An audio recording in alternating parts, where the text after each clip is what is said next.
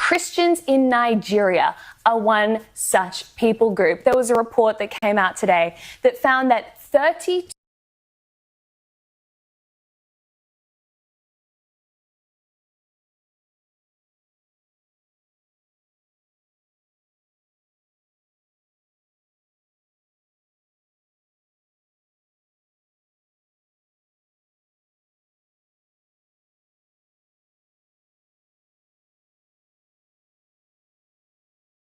Christians in Nigeria are one such people group. There was a report that came out today that found that 32 Christians in Nigeria are killed every single day. 7,800 have been abducted since 2009, and 185,000 Nigerians have been killed, 125,000 Christians, and 60,000 liberal Muslims. There are 22 jihadist groups. I didn't realize this. I thought there were Boko Haram. I thought there were a few Islamic extremist groups operating in Nigeria, but 22, and they're systematically going around terrorizing Christians. It's been called a silent genocide because nobody cares, and if there are no Jews, then there's no news, and that's just the reality of how Western media often operates. And so because it's black on black violence, because it's black terrorists killing black Christians, the media is completely silent about this.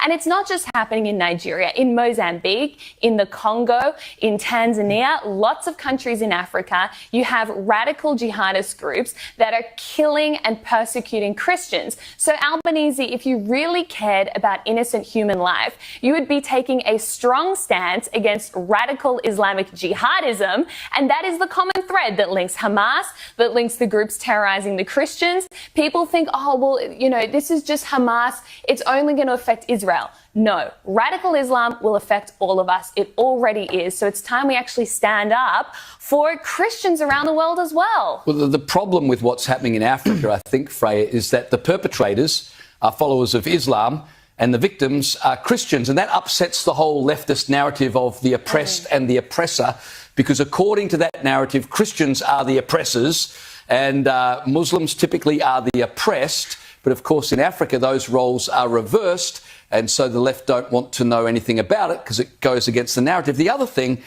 is that defending Christians for the secular left would risk endorsing views that they believe are antiquated and are oppressive.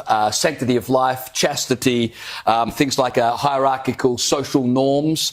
And so they don't want to give moral credibility to ideas that they are repulsed by, and therefore don't want to draw attention to. But the only hypocrisy in that is that you can't then endorse radical Islam because it is like, you know, if you want to talk about being backwards, that's about as backwards as you can get. But of course the issue... And yet they do. Of course, and the issue has always been that they are willing to do that because they think it will help in their ultimate goal, which is the destruction of the West, or to pull apart the cultural touchstones of the West, right? The enemy of my enemy is my friend. Correct, correct. And that's why things like this don't rate as a you know, worldwide media issue, because fundamentally what people are looking for to drive these issues as a global agenda is something that can be linked to the West so that you can then somehow point it back to the West and say, you naughty West.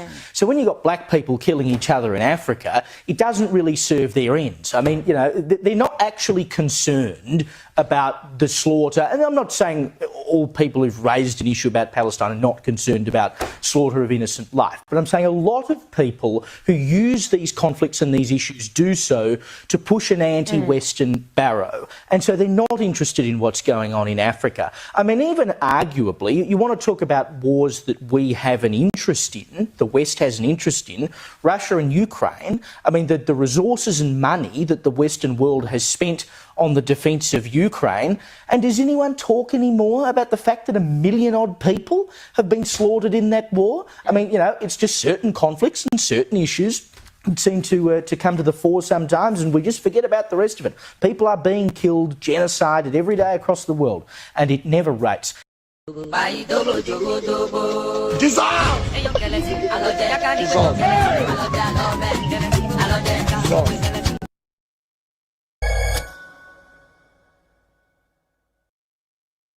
Today, first of all, if we look globally, there are more Christians being persecuted and discriminated against because of their Christian faith than any other time in human history. More than 365 million people around the globe experiencing severe persecution or discrimination, and nowhere is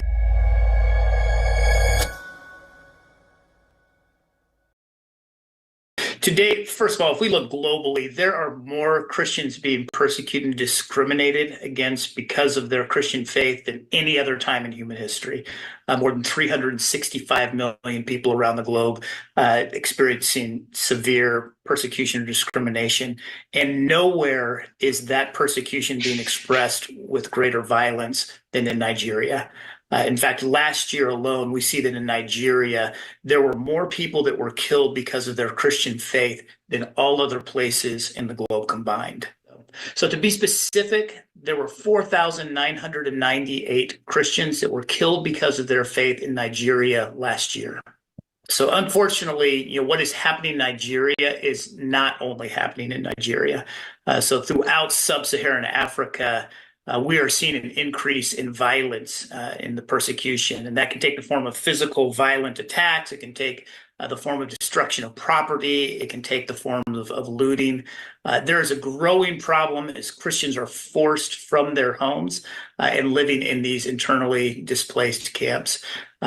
We are seeing that there are literally thousands of individuals that are being forced to live in these tight and cramped conditions. There's thousands of people that are living under tarps with limited access to food or hygiene. In fact, you can see literally thousands of people having to share just a couple of toilets in these camps. And so the situation throughout Africa is severe, and without some type of intervention, the trend is that it is continuing to worsen. Not long ago, there were leaders from the church throughout Africa that came together, and they asked their Christians and brothers and sisters around the globe, as well as members of these international communities like the UN and other parties, to stand with them. And for many of their perspectives, the rest of the world seems to be turning a blind eye. People are not talking about it. People are not aware of the realities, and therefore people aren't doing anything about it. And so in response, I think that we can, as we become aware and increase that awareness, and align ourselves with our brothers and sisters and stand in solidarity with our brothers and sisters in Africa, it sends a vocal message. And that vocal message is one that, for African governments that are choosing not to or intervene and to enforce the laws that would protect the rights of these Christians that are being targeted, it sends a message that the world is watching. For other countries or the UN or other bodies involved in international aid, it can send this message that the protection of religious liberties, it needs to be considered in their strategies and in their programs. For the international Christian community, it sends a message that we need to see ourselves as one body, and perhaps even most importantly for our brothers and sisters in Africa, it sends a message that we see them and that they are not forgotten. I'd invite Christians to really do three things. First and foremost, I always invite Christians to pray. And if you go to opendoorsUS.org, you'll see a number of prayer resources that can specifically allow us to lift up our brothers and sisters in Africa. And as you do so, recognize that these are things that we're not praying for our brothers and sisters in Africa. We are praying with our brothers and sisters in Africa. These are things that they specifically vocalized. So secondly, I'd invite people to sign a prayer and petition declaration. And in October of this year, Open Doors will release that on their website. And it's an opportunity to signal your intent to stand with solidarity with our brothers and sisters in Africa, to let your voice be counted with theirs. Again, we're hoping to see over 1 million people sign this petition over the course of this next year. Lastly, I would encourage Christians to use their voices, to raise their voices with friends, with families, with churches, with elected officials, to let them know that these things are important, and to invite others to participate in those same two first steps of prayer and solidarity.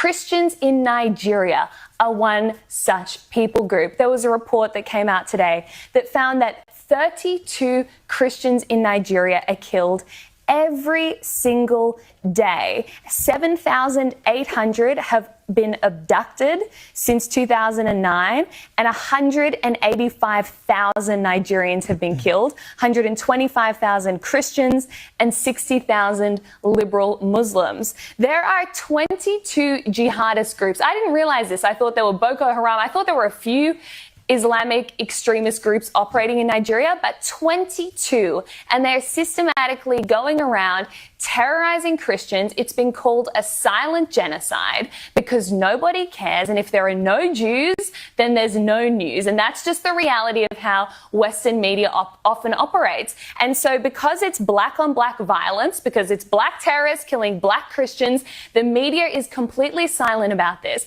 And it's not just happening in Nigeria, in Mozambique, in the Congo, in Tanzania, lots of countries in Africa, you have radical jihadist groups that are killing and persecuting Christians. So Albanese, if you really cared about innocent human life, you would be taking a strong stance against radical Islamic jihadism, and that is the common thread that links Hamas, that links the groups terrorizing the Christians. People think, oh, well, you know, this is just Hamas, it's only going to affect Israel. No, radical Islam will affect all of us. It already is. So it's time we actually stand up for Christians around the world as well. Well, the problem with what's happening in Africa, I think, Freya, is that the perpetrators are followers of Islam and the victims are Christians. And that upsets the whole leftist narrative of the oppressed and the oppressor, because according to that narrative, Christians are the oppressors and Muslims typically are the oppressed. But of course, in Africa, those roles are reversed. And so the left don't want to know anything about it because it goes against the narrative. The other thing is that defending Christians for the secular left would risk endorsing views that they believe are antiquated and are oppressive. Sanctity of life, chastity, things like hierarchical social norms. And so they don't want to give moral credibility to ideas that they are repulsed by, and therefore don't want to draw attention to. But the only hypocrisy in that is that you can't then endorse radical Islam because it is like, you know, if you want to talk about being backwards, that's about as backwards as you can get. But of course the issue... And yet they do. Of course, and the issue has always been that they are willing to do that because they think it will help in their ultimate goal, which is the destruction of the West, or to pull apart the cultural touchstones of the West, right? The enemy of my enemy is my friend. Correct. And that's why things like this don't rate as a worldwide media issue, because fundamentally what people are looking for to drive these issues as a global agenda is something that can be linked to the West so that you can then somehow point it back to the West and say, you naughty West.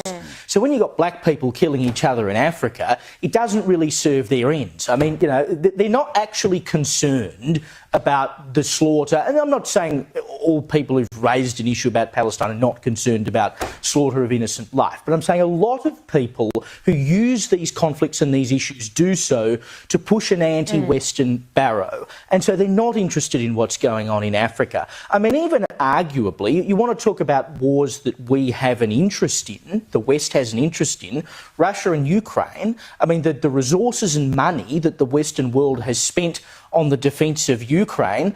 And does anyone talk anymore about the fact that 1 million odd people have been slaughtered in that war? I mean, you know, it's just certain conflicts and certain issues seem to come to the fore sometimes, and we just forget about the rest of it. People are being killed, genocided every day across the world, and it never rates.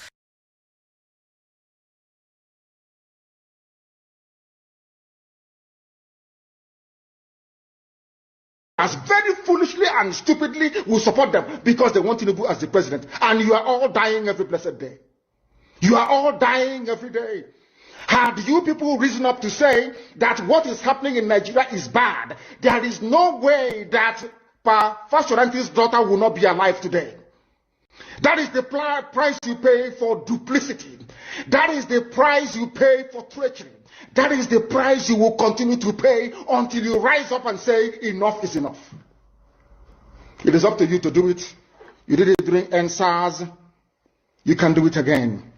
Can you imagine Fulani people telling you, if you remove Fulanis from Yoruba forest, Imagine Fulani telling you, if you remove them from your ancestral lands, there will be war, and you are panicking. And you have not asked yourself, why are they not saying the same thing about the East? Why did they not say to Eastern Security Network? Why did they not say to me, if you don't stop evacuating Fulani terrorists from the forest, there will be war? Because they know, they understand psychologically that you don't have what it takes to resist them. Do you know why Borno State is still alive? Why you still have the Kanu people in Borno today? Was because they resisted the Fulani centuries ago. You have to go back to history to understand how Nigeria came into existence.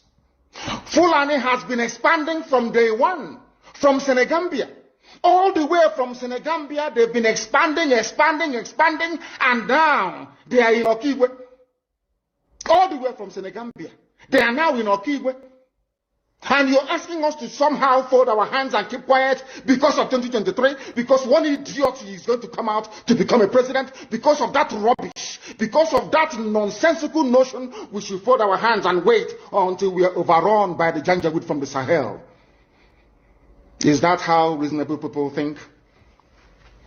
Is that how people that wish to survive as a race, is that how they reason? It is very, very shocking that some of you do not understand what the Fulanis have in store for you. Very, very soon it is going to happen. And when it happens, your eyes will clear. And about whom you will see it very clearly. I was warning you.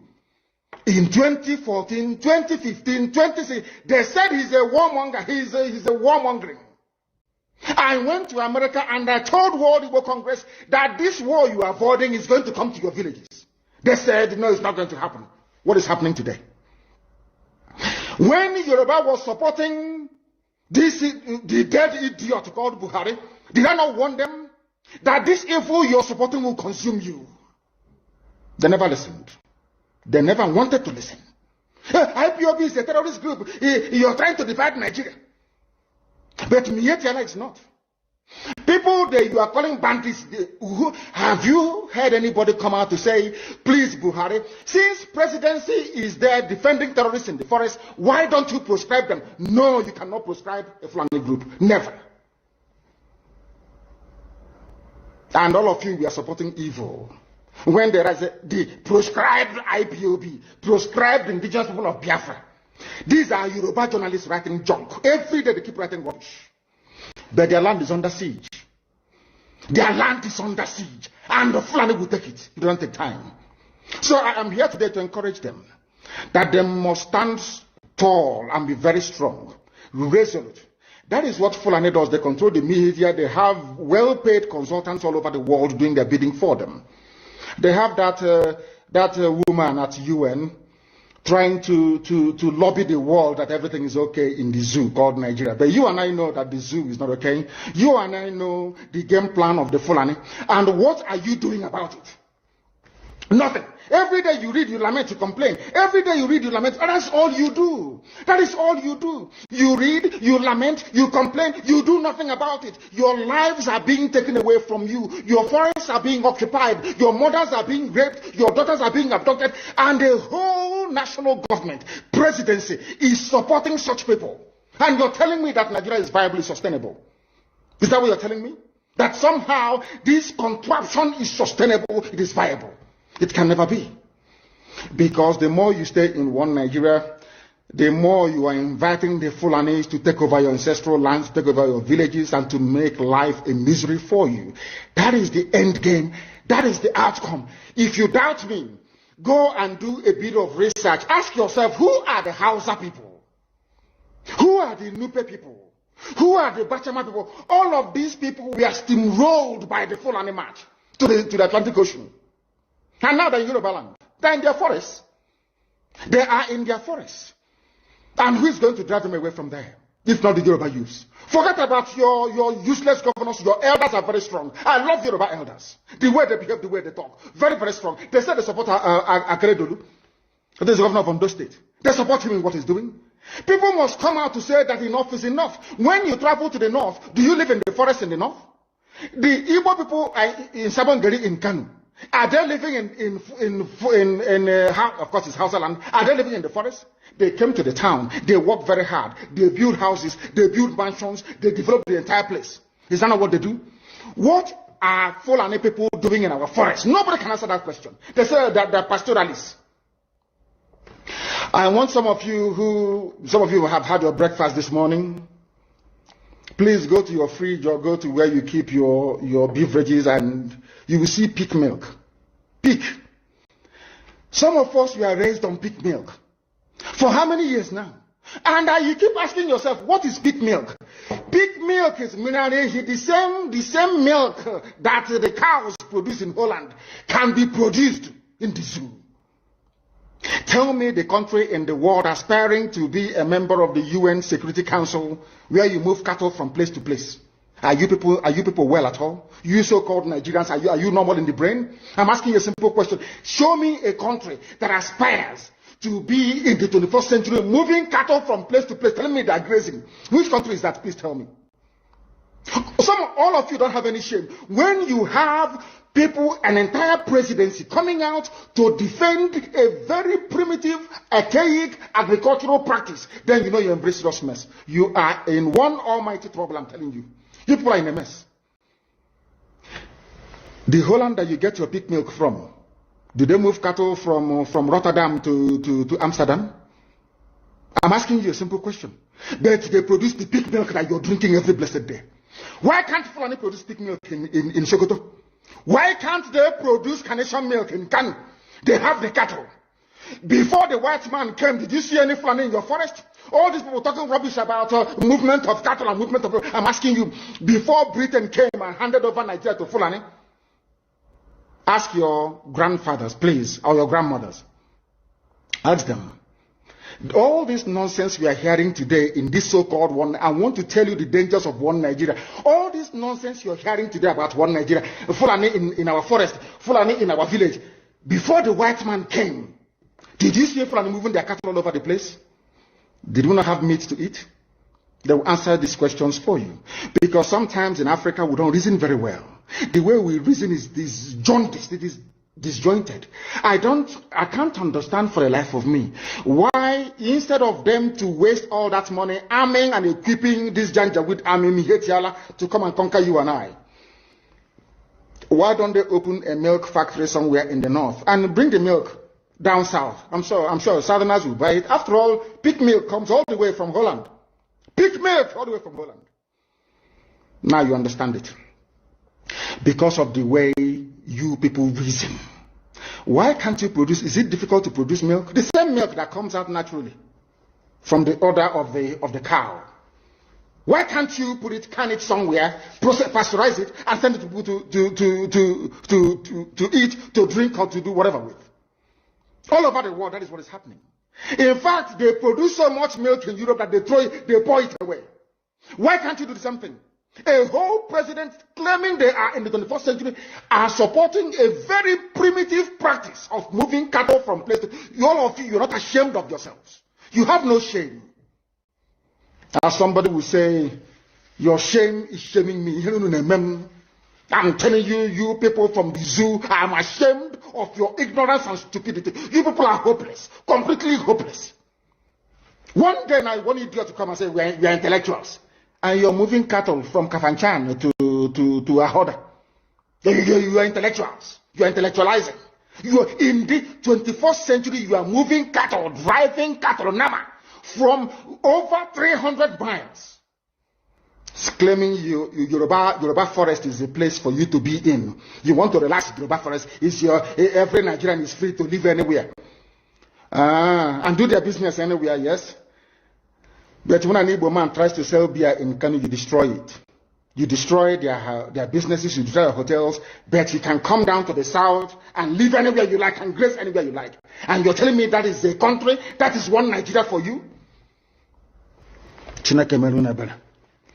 The Fulanis we are talking, they call them the Funam movement. Our attention has been drawn to a decree credited to one Rotimi Akeredolu, asking Fulani people who have occupied some forests in Ondo State to quit. We are also aware of another incident in Oyo State where an illiterate political talk gave quit notice to Fulani people to leave their territories, which are now their irreversible homes. Are you listening? Fulani are now saying that Yoruba forest is now their irreversible homes. They have now occupied Yoruba land in perpetuity. And I want to let my Yoruba friends understand this.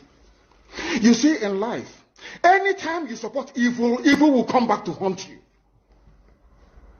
All of you never knew that IPOB and this Biafra movement was for your liberation.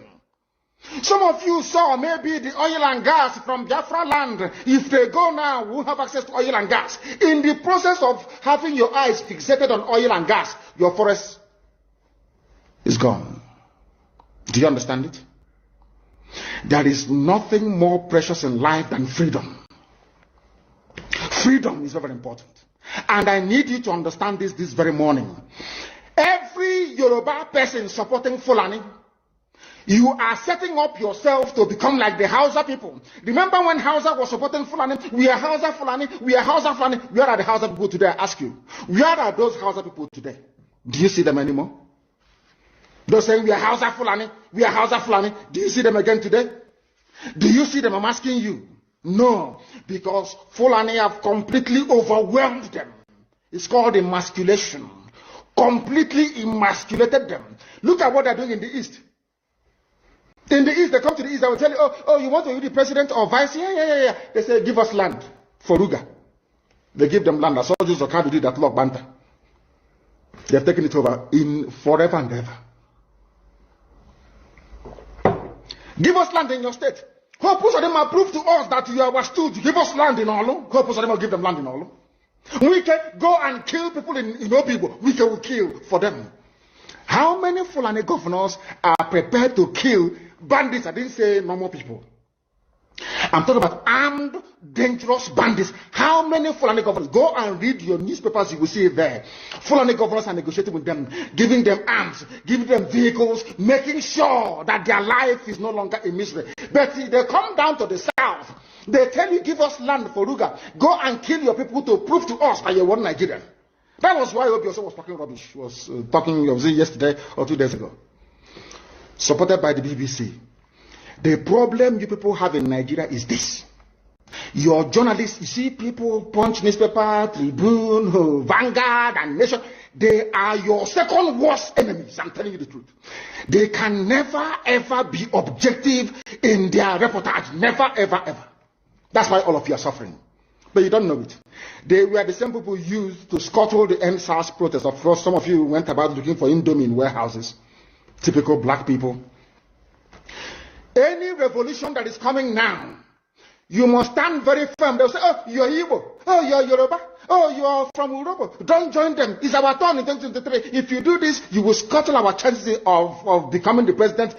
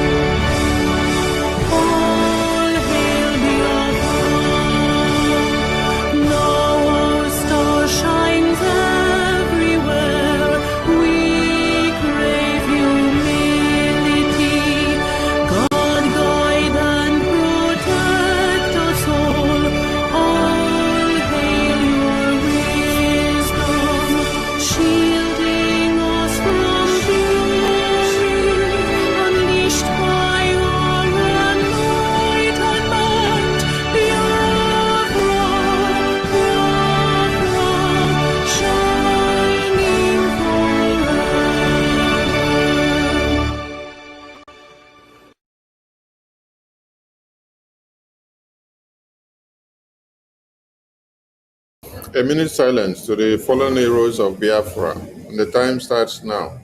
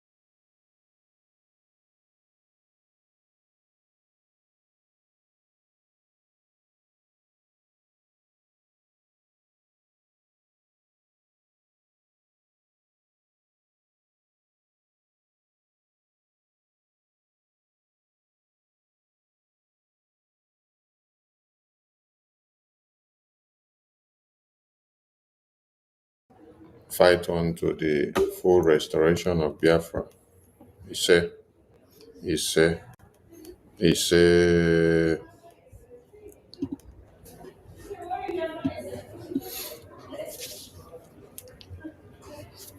Good evening, good morning, good afternoon, good night to everyone, depending on your time zone. And I bring you warm greetings. Today,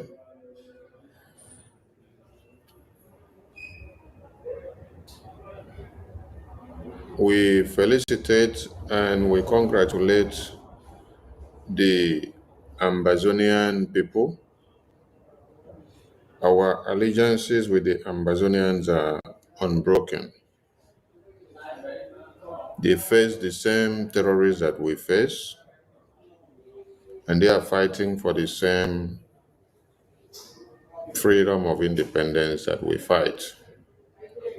We share many things in common with the Ambazonians.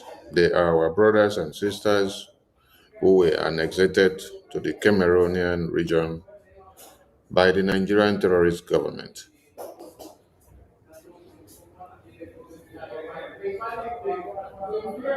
They have fought for many years and they still keep on fighting. Their leaders are behind bars, same as our leaders, and we share many things in common. So Biafran people celebrate with the Ambazonian people because 1st October is their day of declaration of independence, the Ambazonian Declaration Day of Independence. We commemorate with them, we salute them, and we join our voices to say Happy Independence Day to the Ambazonian people. We salute our leaders that have lived before us, who are behind bars, still fighting for this freedom. We salute our heroes that are fighting in the battlefield. We salute all Biafrans who are fighting every day with their money, their intellect, and everything they have in them. We salute all Biafrans globally, those that recognize the reason why Biafra must be restored, those that recognize the good work and template of BRGIE, those that recognize the sacrifices that our leaders have made for us to have a home where the jihadist terrorists have not taken over. Our Supreme Leader, we salute you. Our eternal leader, our former President of Biafra, our Prime Minister, we salute you. Wazirike, we salute you as well for your sacrifice. We salute our APM. We salute his entire cabinet. We salute the de facto government in the homeland. We salute our BDF, who are fighting side by side with the Biafra Republic government in exile to see that Biafra de facto government in the homeland is fully taken care of and the terrorists are not taking them out.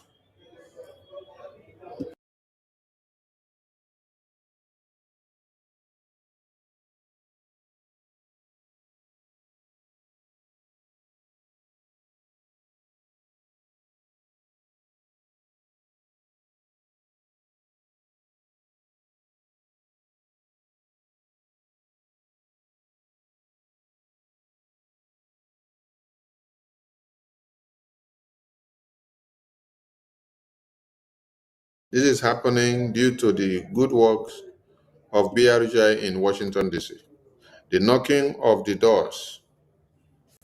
I want all of you to remember when Mr. Don, the think tank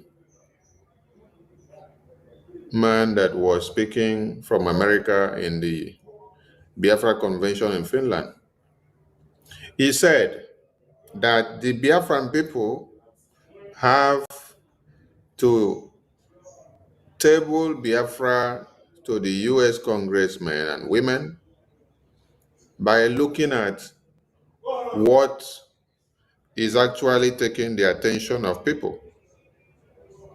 That the Christian genocide is a bedrock for us to climb on. He advised that we should make sure we use every stone that we have to kill all the birds that we need. And we are making use of them very well. Discussions still continues with the US lawmakers, with BRGIE behind the scene. And you are shocked that after the historic congressional briefing of the Biafran people in US, that is when you are beginning to see the US think tanks beginning to speak about Biafra. If you did not ask the question, if you did not search, if you did not think, it is time you start understanding what is playing out. For the Biafran people to have had the opportunity to make use of the US Congressional building, the US Congressional room, to have their congressional briefing on Biafra, it was a starting point to global awareness. Global awareness that not only speak about Biafra, but aspires as the hope of every Christian in Nigeria. We broke the camel's back and the message was delivered. You saw all these wonderful men and women here in the US Congress. So if you are missing any of these publications or photos, please, when you go to our website, click on diplomatic engagement. This is BiafraRepublicGovernment.org. BiafraRepublicGovernment.org. This is how our website looks like when you enter there. And here you can see the old map of 1579. This map of 1579 is to explain to the world that Biafra had existed on the map all the way to 1579, which is the last one that we were able to pick. So if Biafra was seen on the map in 1579 or 1570, that means in 1300, in 1200, Biafra was on the map. Because you have to count how many centuries. You count 1200, 1300, 1400, and then you get to 1500, and then you are seeing Biafra on this very map. That is why we have this map on our website, so that if you're asking us, where is Biafra on the global map, we will refer you to first to go and see the Benin Kingdom, see Biafra, see the Gulf of Guinea, see Cameroon, on the world map. So this is Africa Tabulivla Nova. This was a map that was drawn in 1570. So with this, we will refresh your memory and take you back to understand how we came to be, how we had existed before now, and why we are still existing again. So when you visit BiafraRepublicGovernment.org, BiafraRepublicGovernment.org, this is the front page of what it looks like. Then you click on View Daily Diplomatic Engagement, or you just come here, but click here, it will take you down here. So here you see these wonderful men and women that participated in the US congressional briefing. Then you go down to see all the works and meetings that are ongoing as a diplomatic engagement of BRGIE. These are the diplomatic engagement of BRGIE in Washington, D.C. It is still happening, and it has not finished yet. It is still happening. It has not finished. So we are creating the awareness. This is the Speaker of the U.S. Congress. This is the Speaker of U.S., the number 3 man. Oh, that screen is not showing. Okay, sorry. I'm actually showing the wrong screen. Oh.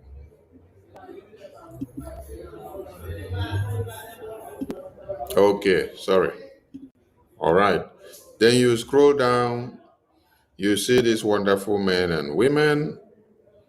You come down here, you start seeing the diplomatic engagement. If you click here, it will open to you, it will take you to the explosive testimony that was submitted by BRGIE to the US Congress, which we call on the sanction on Nigeria and Finland, which we also tell them about the Christian genocide that is happening in Nigeria. So if you just click this post you see here in this website, it will take you to the US congressional testimony where you can read. It's about how many pages? 8 pages of the congressional testimony. So if you just click this inside this website, it will take you there. Then here you come down and then you continue to see, this is Ted Cruz, Senator Ted Cruz. You continue to see them, see APM having meeting with all these wonderful men in America. This is the chairman of the House Committee on Foreign Affairs in US, and it is McClever. These are all reps and senators of America. This is our wonderful Michael Rubin, who is doing the great job of putting Biafra on the paper. And this is our US congressional briefing that just concluded in Washington, D.C. Here you see all the lawmakers of America that we are meeting on our diplomatic engagement. Please, you really need to visit this website so that you can feed yourself on a daily basis. This is the current Speaker of America, the number 3 man in America. This is the Speaker, Mike Johnson. So, we started the discussion with the US lawmakers since September 2024, and we are still moving in. We are still going. This is Smith, we are still going. This is them, senators, lawmakers, reps of America. Our diplomatic engagement is going. This was our presidential inauguration of Donald Trump, which BRGIE was officially invited and attended. This is our Moran Global Strategies lobbying team. We keep going, and you see, and you see, and you see. This is our attorney, Dabiri, doing a great job for the Biafran people, putting Biafra on the table. And you are seeing more, and you will see more. This is our Swagalicious APM doing the work in the US-CONGRESSIONAL unit. This is Ted Cruz again, Senator Ted Cruz, pressing Nigerian neck, pressing Nigerian neck to make sure they let Biafra go. And this is the testimony of the court jurisdiction in Kenya, exonerating Mazi Nnamdi Kanu's kidnap, letting the world to know that Nigerian government and Kenyan government committed crime by joining their hands together to kidnap Mazi Nnamdi Kanu. Today, Nigeria are telling you, the Nigerian court are telling you that they don't have evidence of Mazi Nnamdi Kanu being extraordinary rendition. Do you see this document on the screen? Okay.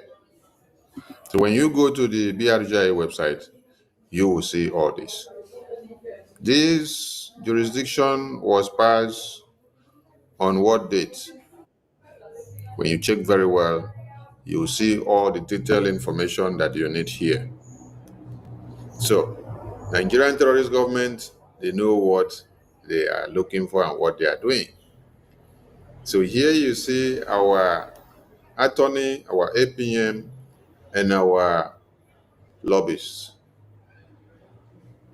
Here you see the Minister of Foreign Affairs, our APM on the diplomatic engagement. We are moving and we are going.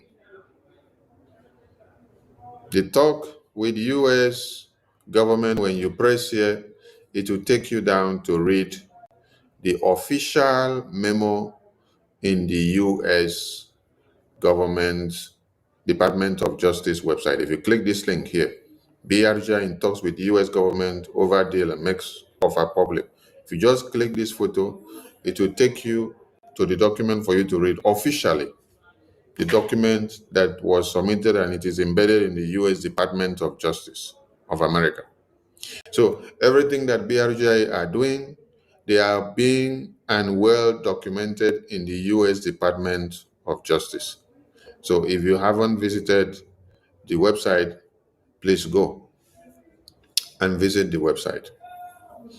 This is our Dr. Sho Ayaba, the leader of the Ambazonia. So we are moving with speed. I took time to open here so that all of you can just refresh your memory and to see and understand what is happening. It is through all these engagements that are happening that you now see that American think tank groups, American media houses are now reporting about the genocidal war in Nigeria. It is Biafra government in exile that is pressing the button. Do not wait to hear that they are calling Biafra. No. The Biafran people are the massacred Christians. The Biafran people are the Christians that are being massacred there. So, don't wait to hear Biafra. The time that you will hear Biafra openly, directly from their mouth is coming. And for now, we are using the Christian massacres to enter them, to open the wounds, and to make everybody understand what is happening. You are the Christians that are in Nigeria that have been massacred. You are the one that is fighting back. The terrorists are the ones massacring and maiming you, outnumbering and reducing you in numbers. So today, we come back again to ask the very big question. They say Nigeria is at what? 65 years. Is it 65 years of progress, or it is 65 years of pains and penury? Is it 65 years of starvation, or it is 65 years of development? Is it 65 years of massacre, or is it 65 years of exploration? Is it 65 years of exploitation? Is it 65 years of good governance? Is it 65 years of bloodletting, or is it 65 years of a STEM and resistive defense and military force that crushes every terrorist that raises their head against their indigenous people? The reverse of what you expected is what the Zoological Republic of Animal Kingdom has become. It is a den where babies, women, and children are being slaughtered on a daily basis. It is a den where Nnamdi Kanu, a man that committed no crime, was kidnapped by this government that are calling themselves Nigeria at 65. So it is Nigeria at 65 as international kidnapper. That is the best word to explain and to describe Nigeria at 65. Nigeria at 65 is international kidnapper, because Nigeria at 65, they went to Kenya to kidnap Nnamdi Kanu. Nigeria at 65, they deploy all armored tankers to come to Biafra land to kill and to crush and to slaughter Biafran people on a daily basis. Why? Because of Biafra independence. Nigeria at 65, all they do is to do what? Destroy the Biafran people's lives. For those of you that do not have the link to the website, I'm posting the link now to the website, so you can click and then you go there and view. So you can see all the photos and information that you need on the website there.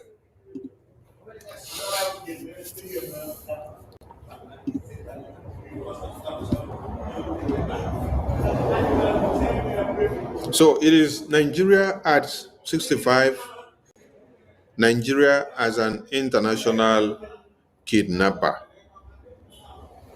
But the question comes back to the Igbo terrorists, criminal politicians. I played a video where Nnamdi Kanu was talking. And Nnamdi Kanu even commended the Yoruba elders. Yes, he commended the Yoruba elders and their elite. He said the Yoruba elders, they don't allow their own to be betrayed. They don't allow their own to be picked up by a vulture. They don't allow their own to be picked up by an eagle. That they all come together, they surround and shield and give a protection to their children. They don't allow their children to be picked as a prey by a vulture or by eagle. Rather, they shield, they protect. Then he went on to describe Igbo elders. He said, you people are the most useless of it all. Yes. Because instead of you to look for a way of protecting your children, you are the ones that are doing what? That are arranging the kidnapping of Nnamdi Kanu. All the Igbo politicians, and I want to say thank God that this sensitization that we embarked on for the past days now, it is yielding fruit. Some of you may think that people are not listening to us. It is on Twitter that the mainstream media is speaking and connecting to people that matters. Yes. We may not have many people listening to us on YouTube and Facebook, but go to Twitter. The Twitter, they are getting the message. And today, when I was solving the media on Twitter, I was seeing many of them beginning to pick the topic that we are pushing now, the topic of Igbo politicians jail Nnamdi Kanu, while Fulani politicians protect Boko Haram. I say, yes. They also start calling out all the Igbo politicians. They are calling the names of the senators, the governors. I say, yes. You people are getting the message. In this very media, use the power of the media to send the message that will liberate and to change the mindset of Biafrans from the misinformation that has been given to them. Change the narrative. We did not have the media in 66 to 70s, but we are privileged to have the media in our own dispensation. So we are making use of this media by sending the message that will reset your brain. When this message resets your brain, you will now come back to your senses. As a Biafran, it is time you hold Peter Obi responsible. Anywhere you see Peter Obi, all of you that allow Peter Obi to be junketing to America, to UK, to Europe, to France and anywhere, and he's coming to have meeting with you people.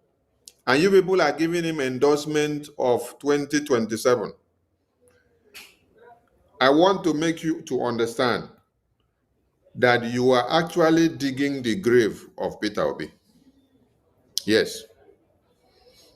Peter Obi will live longer if you don't push him to go and contest to be the president of Nigeria.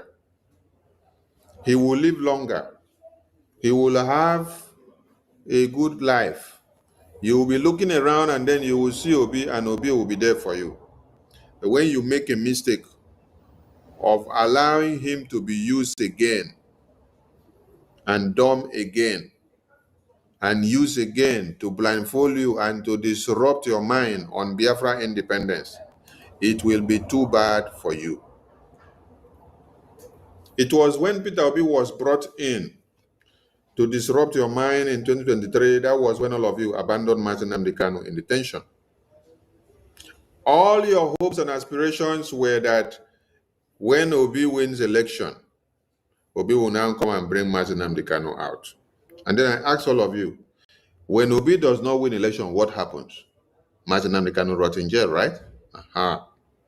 While we had a solution of releasing Nnamdi Kanu by shutting down Biafra land without any movement of elections.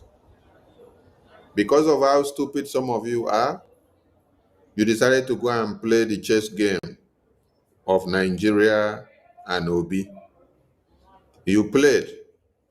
And even after Tinubu have been elected into power, you people were waiting to November of 2023 for the Nigerian court that is controlled by Tinubu to now remove Tinubu in power and now put Obi in power for you. I look at all of you and I laugh. That was when I knew that some of you have brain tumor. Yes, many of you have brain disease. Who controls the INEC? It is Tinubu, the president of a country. Who controls the judiciary? It is Tinubu. Who elect or appoint the Attorney General of the Federation? It is Tinubu, the presidency. Is it you that is not part of the government that you now go and elect the presidency, will now go and elect the Attorney General of the Federation? Is it you that will now decide what the attorney will do, or it is the person or the government in power that elected that person that will now decide? Let me ask people some questions. As I am like this now, can I stand up and then start fighting this Biafra Republic government in exile, which I am part and parcel of? I'm asking a question. I am part and parcel of Biafra Republic government in exile. And then I was elected by Biafran people or appointed by my minister or my prime minister or my acting prime minister to be his minister of information. Can I now stand up and start fighting the prime minister and fighting his government and say, I want to expose his government? Has he stopped being the prime minister? Has he stopped being the acting prime minister? Does he have the power to dissolve that my office? Does he have the power to change me from that office? He has the power because I am under him, right? So if I do anyhow, I will be taken out of that office. And when I am taken out of that office, anything I say is what? Irrelevant. Him being the prime minister or the acting prime minister, he will still remain and he will re-elect another person or appoint another person and pass to the cabinet. They will cast a vote of confidence and vote the person into office. A new person is there. Has that crumbled that ministry? No, but it has crumbled my position. I'm out, right? The same thing now is applicable to people that are moronic in nature. The Attorney General of Nigeria or the Attorney General of a federation or a country, he is appointed by the presidency. When that presidency appoints, you have to be loyal to that presidency that appointed you. You will not come and then be bigger than the people that appointed.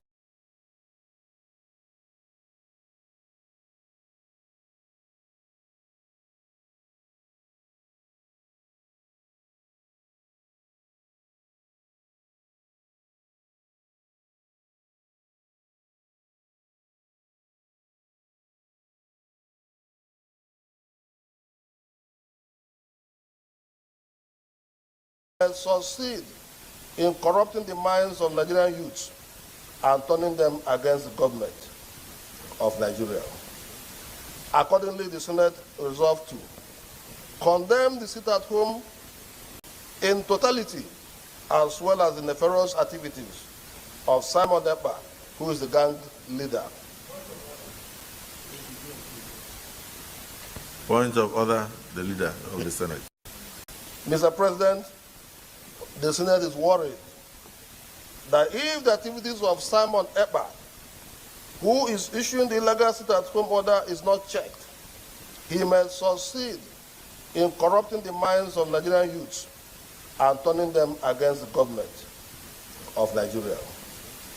Accordingly, the Senate resolved to condemn the sit-at-home in totality, as well as the nefarious activities of Simon Ekpa, who is the gang leader. Point of order, the leader of the Senate. Mr. President, the Senate is worried that if the activities of Simon Ekpa, who is issuing the illegal sit-at-home order, is not checked, he may succeed in corrupting the minds of Nigerian youths and turning them against the government of Nigeria.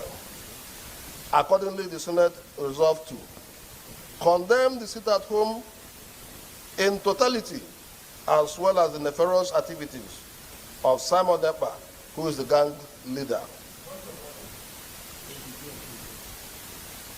Point of order, the leader of the Senate. Mr. President, the Senate is worried that if the activities of Simon Ekpa, who is issuing the illegal sit-at-home order, is not checked, he may succeed in corrupting the minds of Nigerian youths and turning them against the government of Nigeria. Accordingly, the Senate resolved to condemn the sit-at-home in totality, as well as the nefarious activities of Simon Ekpa, who is the gang leader. Point of order, the leader of the Senate. Mr. President, the Senate is worried that if the activities of Simon Ekpa, who is issuing the illegal sit-at-home order, is not checked, he may succeed in corrupting the minds of Nigerian youths and turning them against the government of Nigeria. Accordingly, the Senate resolved to condemn the sit-at-home in totality, as well as the nefarious activities of Simon Ekpa, who is the gang leader. Point of order, the leader of the Senate. Mr. President, the Senate is worried that if the activities of Simon Ekpa, who is issuing the illegal sit-at-home order, is not checked, he may succeed in corrupting the minds of Nigerian youths and turning them against the government of Nigeria. Accordingly, the Senate resolved to condemn the sit-at-home in totality, as well as the nefarious activities of Simon Ekpa, who is the gang leader. Point of order. Simon is the only problem and Biafra is the only problem people have. But the entire Nigeria are crying of the massacre of Christians. Today in the media you check, you saw dominance of reproach. Dominance of reproach from Nigerians who presumably should be celebrating Golden Day, big day of Nigeria independence. But what did you see? You saw a day of reproach from the Nigerians. I am so happy of the reactions of Nigerians today on the media. They have really shown that the massacre of Christians that the Biafran people have carried on their head for years, and they have called them names. It's because of us carrying the massacre of Christians on our head that have made Nnamdi Kanu to be kidnapped and our Prime Minister imprisoned.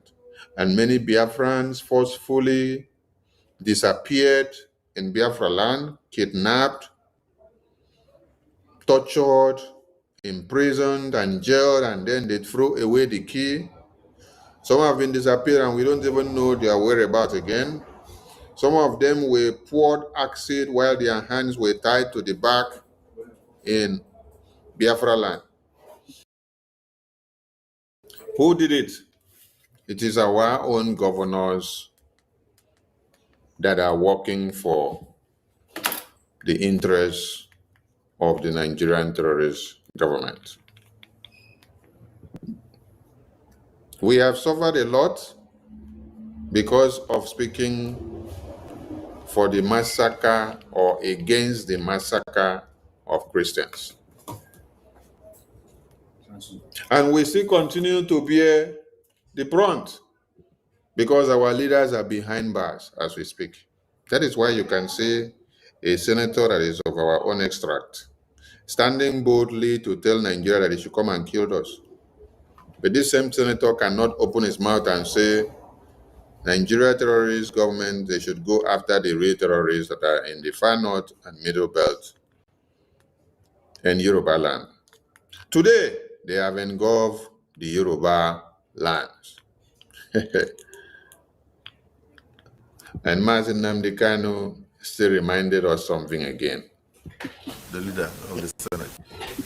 Mr. President, the Senate is worried that if the activities of Simon Ekpa, who is issuing the illegal sit-at-home order, is not checked, he may succeed in corrupting the minds of Nigerian youths and turning them against the government. But if you check the message from this senator or sitter very well, you will see that he was right.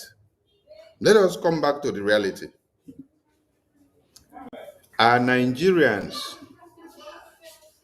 not aware of the reality of the Christian massacre today?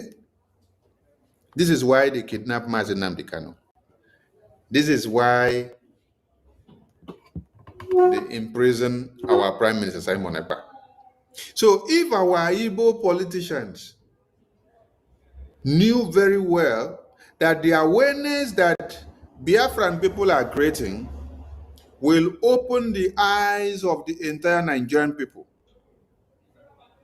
and they will now get convinced and get to understand that Nigeria is a death trap.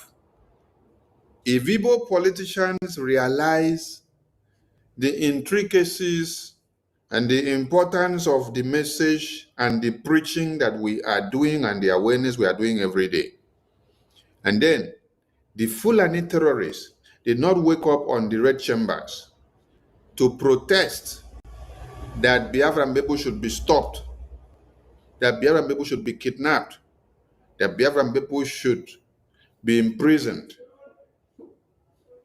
for creating the awareness ahead of time. But it's Igbo politician that is doing it. That means there is something this idiot here knew and foresaw that he was not even telling his fellow colleagues inside these red chambers.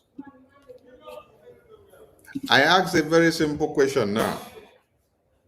From the outrage that you have seen from Nigerians on the media today, was what he was saying here not right? Listen to him again. Oh. Of Nigeria. Accordingly, the Senate resolved to condemn the sit-at-home in totality, as well as the nefarious activities of Simon Ekpa, who is the gang leader. Point of order, the leader of the Senate.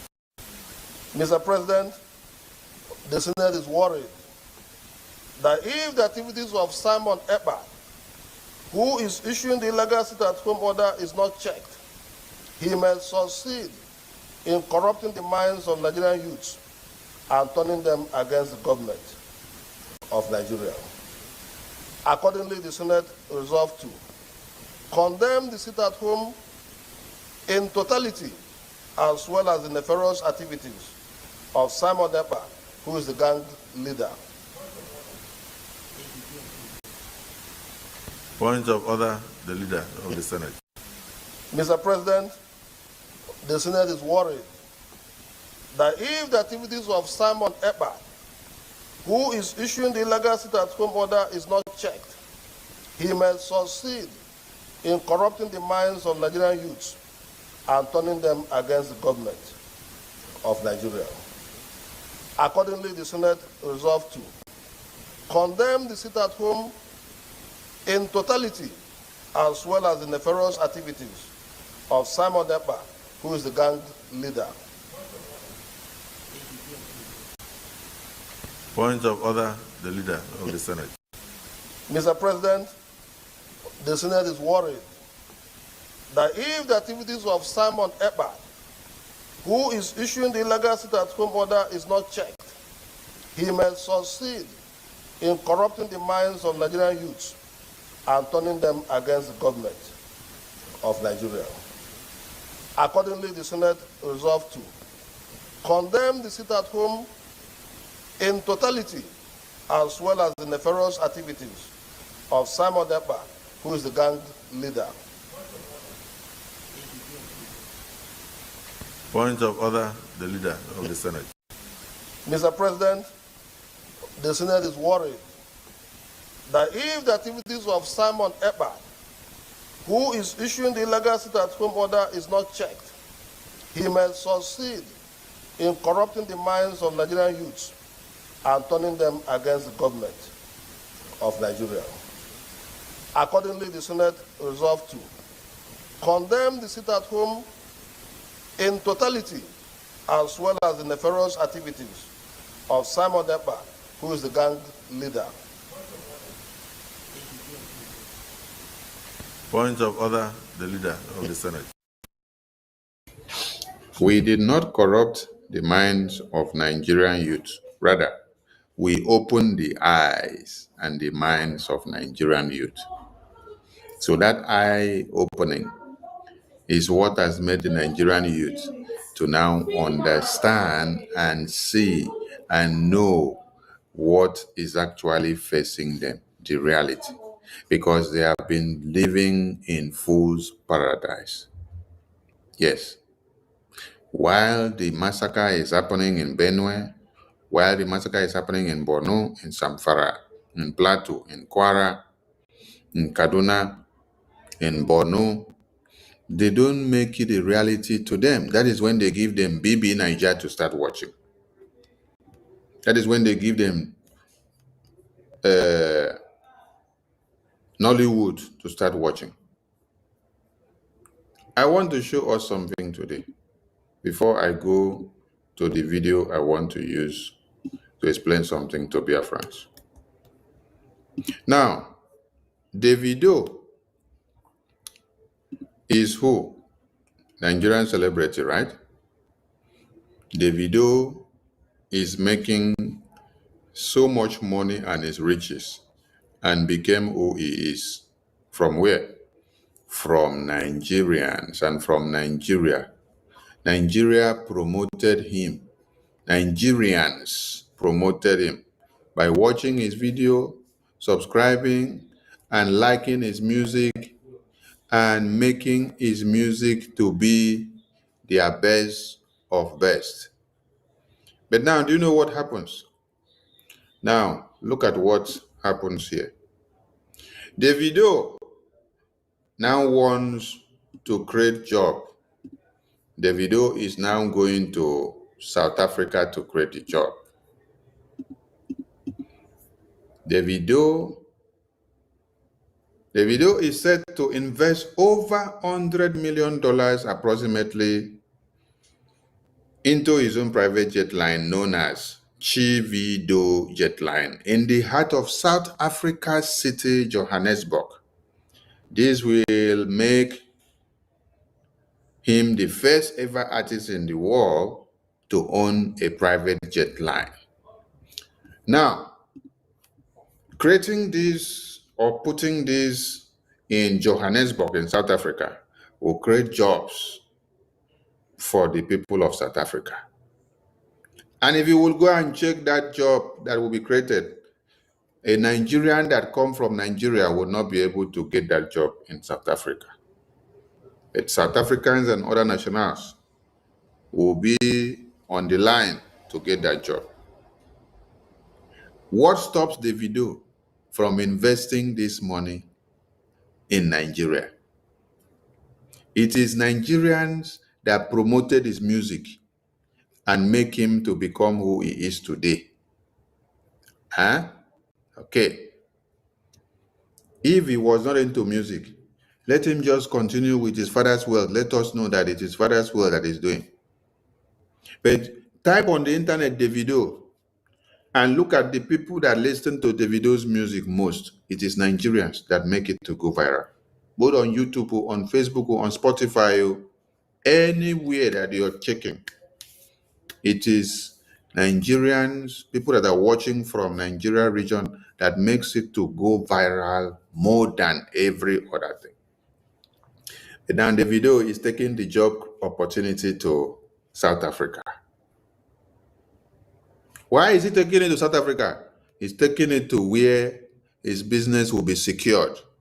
He's taking it to where there is no jihadist terrorist that will destroy the business.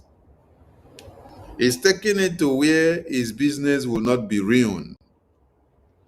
He's taking it to where his mind will be stable and calm. He's taking it to where there is no insecurity. He's taking it to where he will be relaxed while enjoying his investment and while making his money. He's taking it to where everything will work out well. While you fools are singing Davido's music and clicking it and playing it every day. Oh my God. What will happen to you?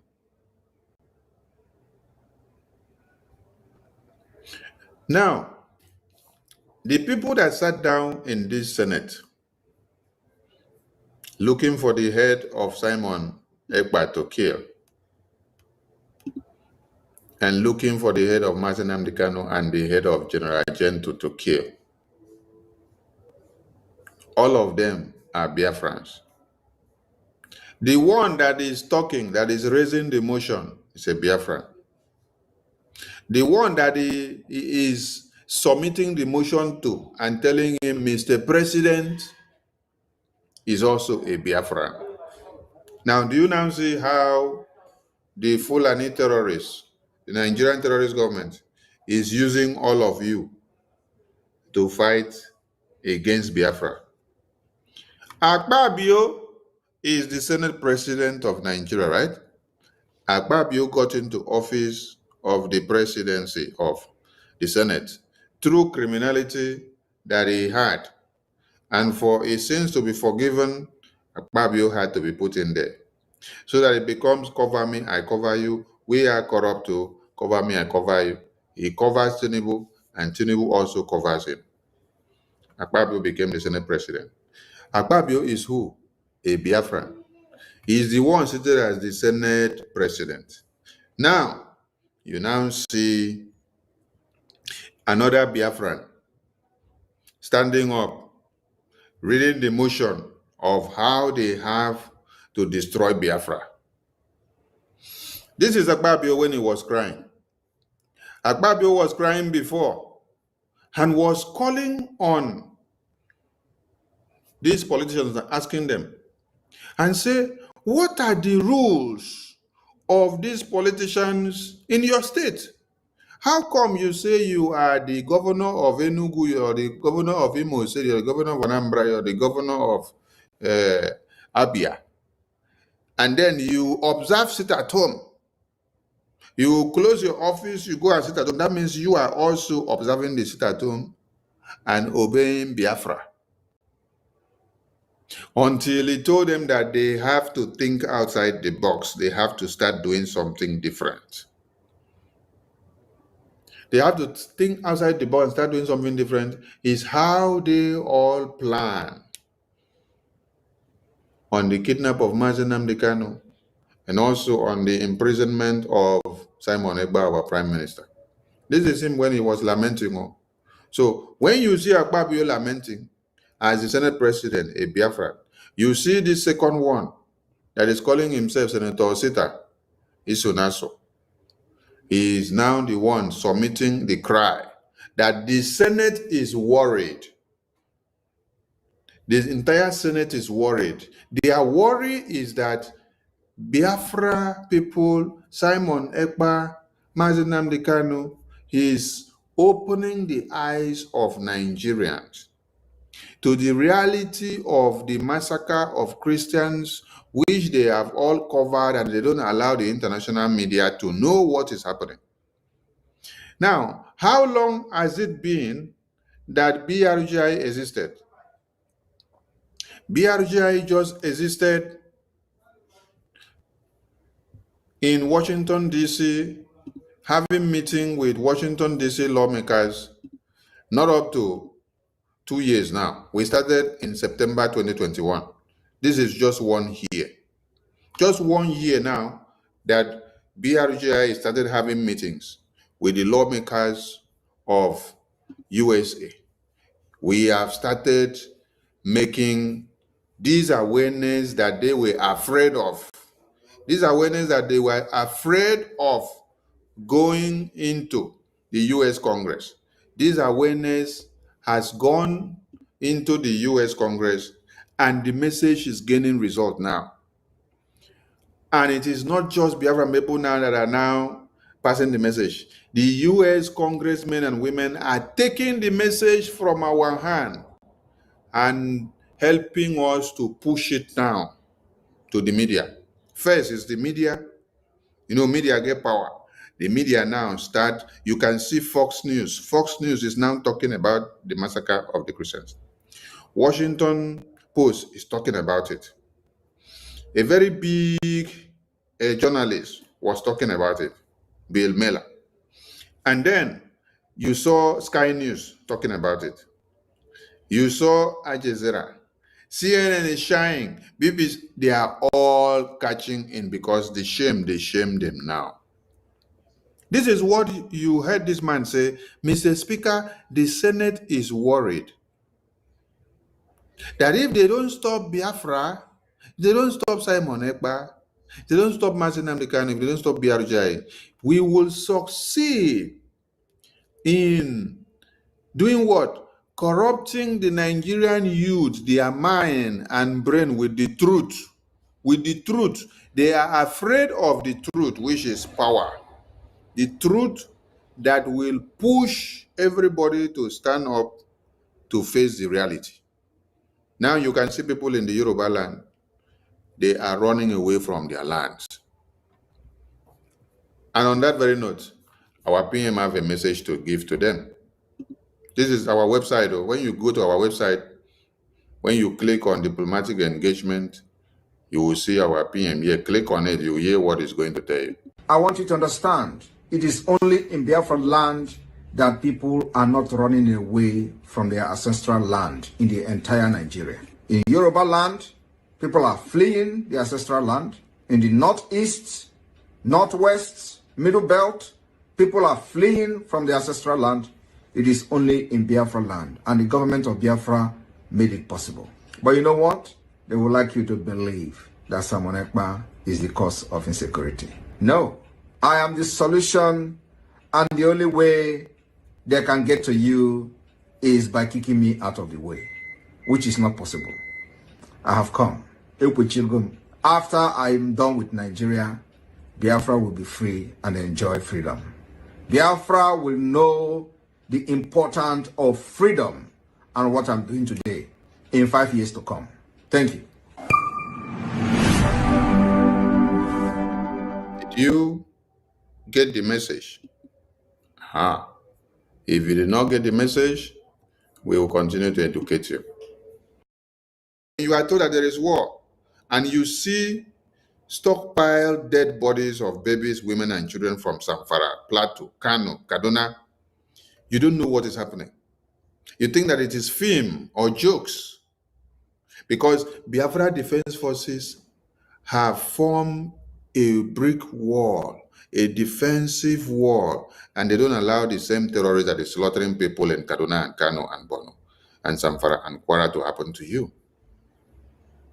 You don't know the good that Biafra Defense Forces is doing to you until the day you lose them, until the day you don't see them again.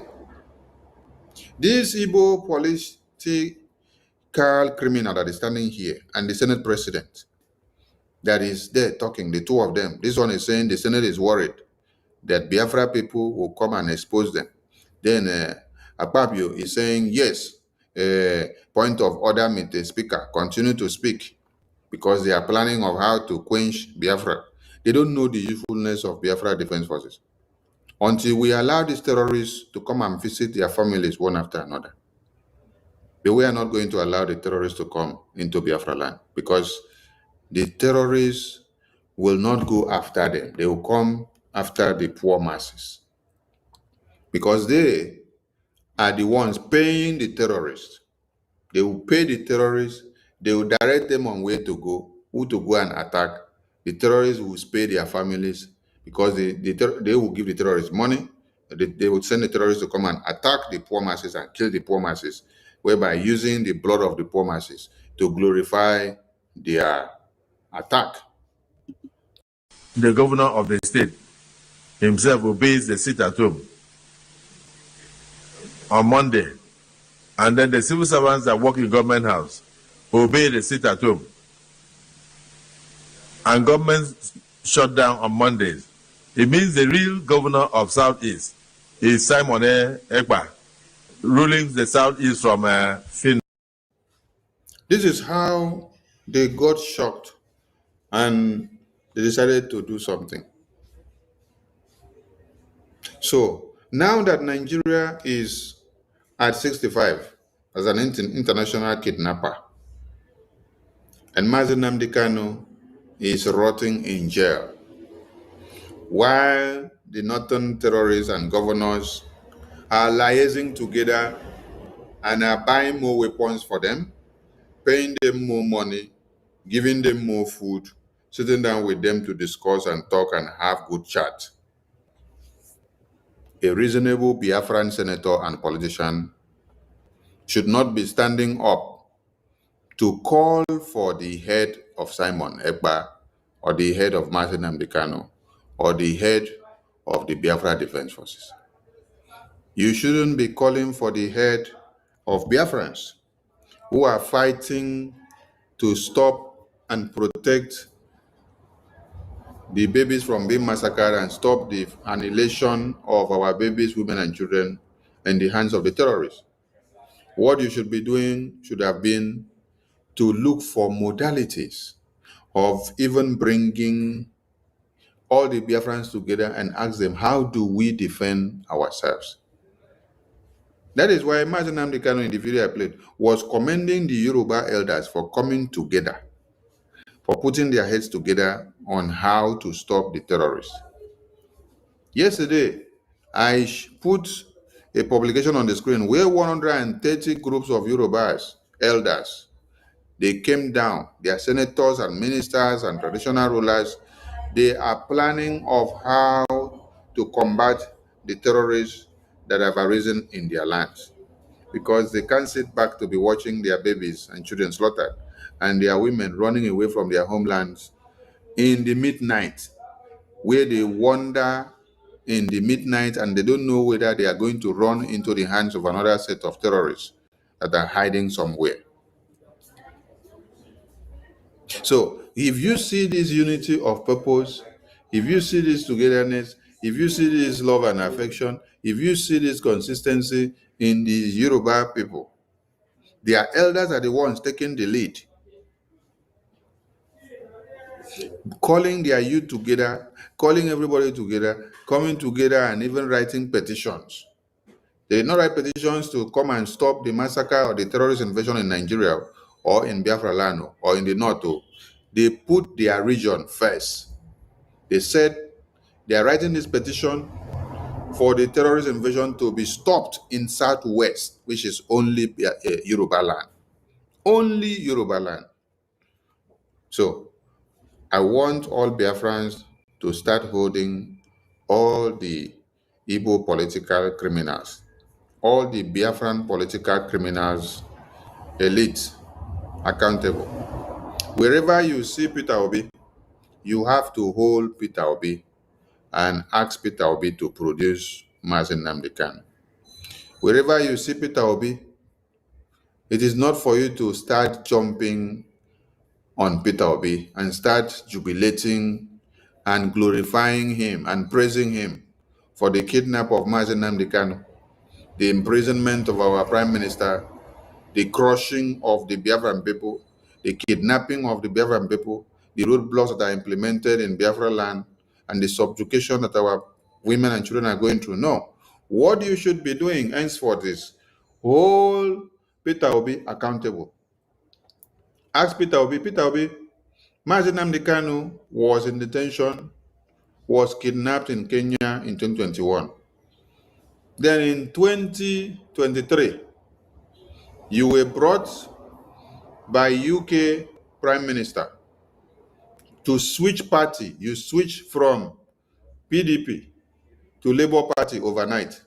They gave you ticket to now go as presidential candidate to come and deceive Biafran people, to cajole them into believing that they should abandon Biafra and then come and support Labour Party, that is the hope of Igbo man.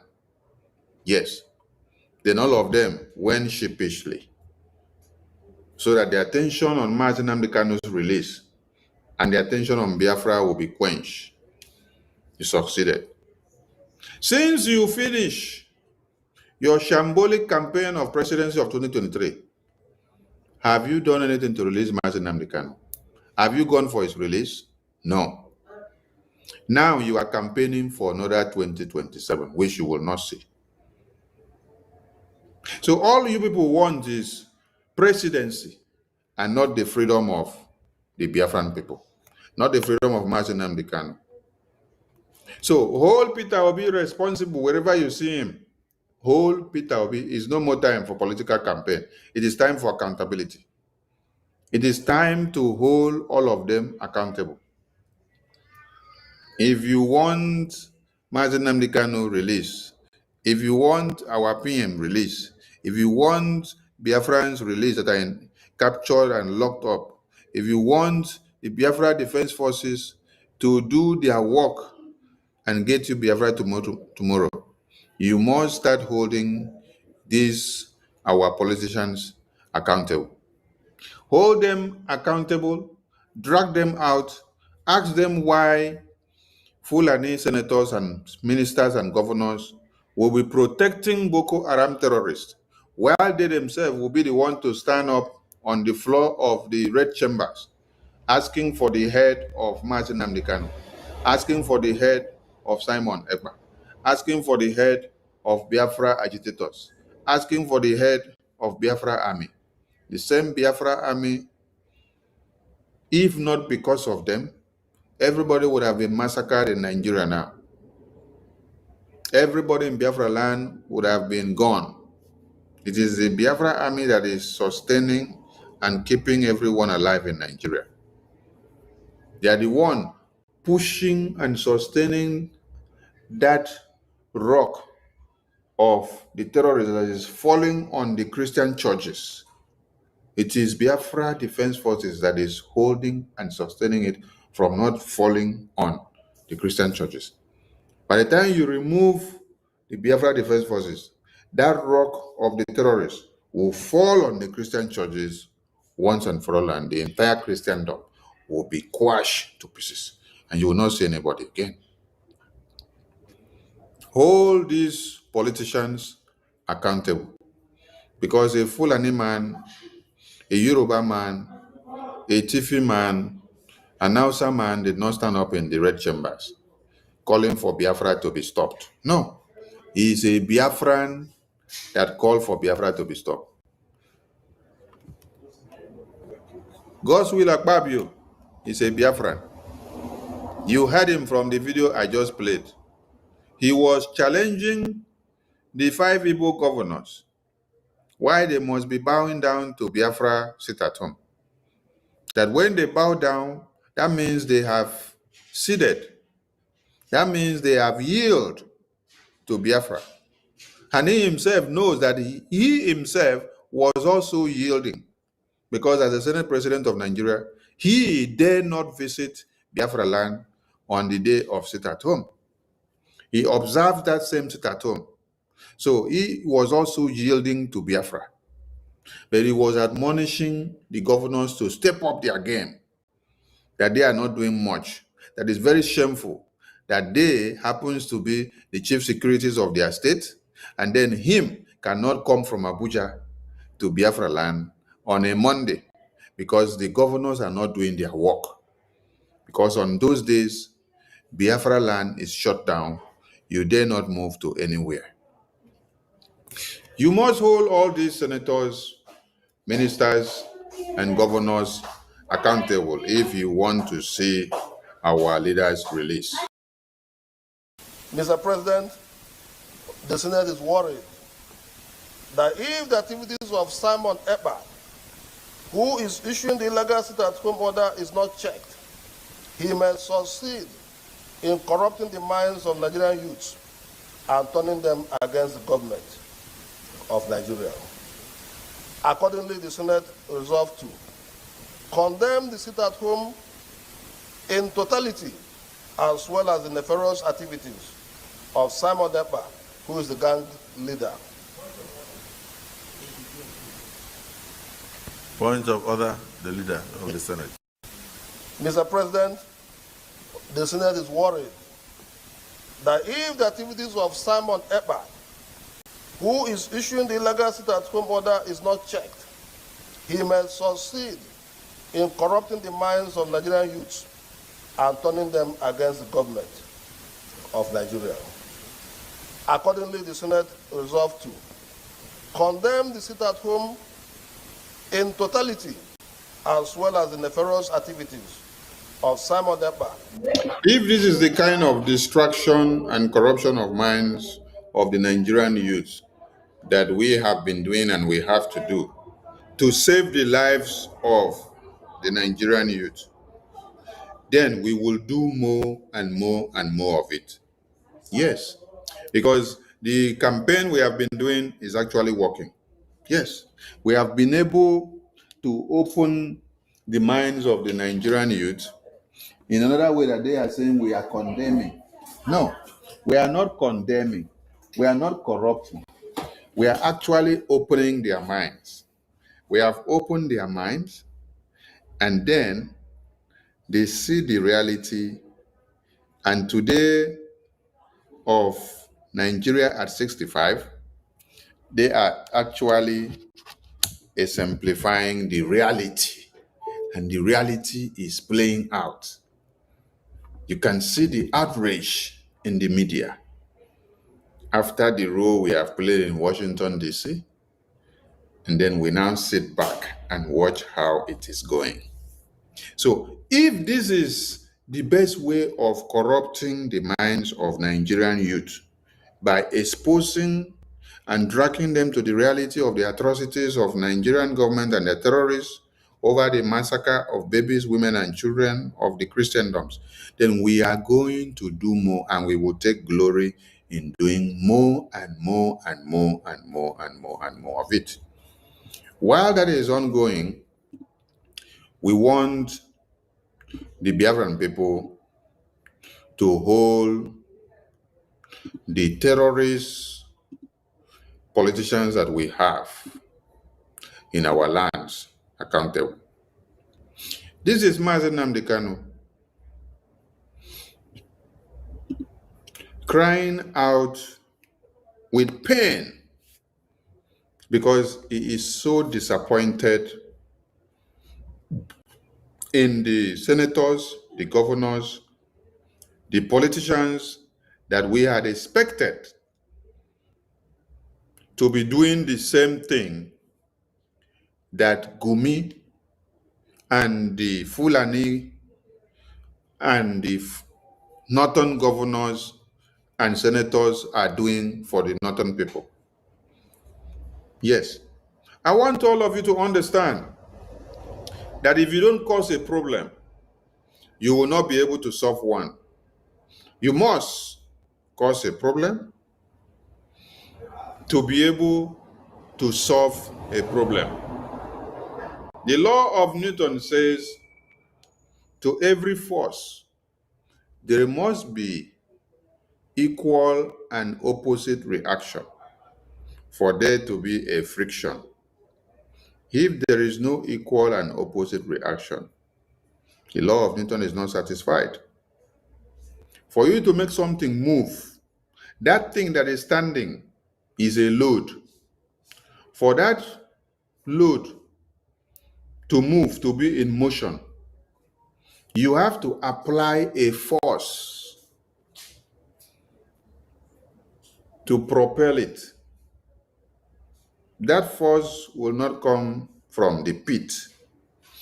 That force to propel that engine need to come from you. So you have to exert the force. So there is a problem in Nigeria, and that problem is what is making noise in the entire media now. Biafran people found the solution. And the solution is for us to do what? To get Biafra. When we get Biafra, we solve the problem.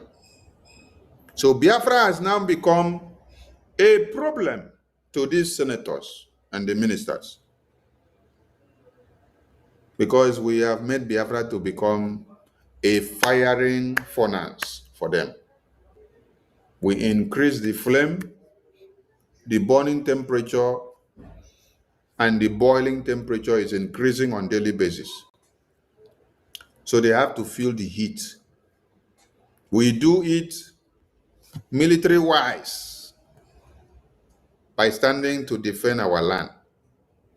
We do it by opening the eyes and the minds of people in the media. And now, we take it to Washington, D.C.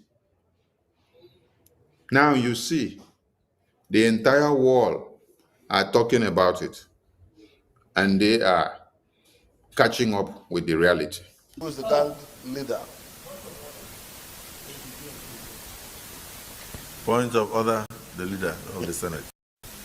Mr. President, the Senate is worried that if the activities of Simon Ekpa, who is issuing the illegal sit-at-home order, is not checked, he may succeed in corrupting the minds of Nigerian youths and turning them against the government of Nigeria.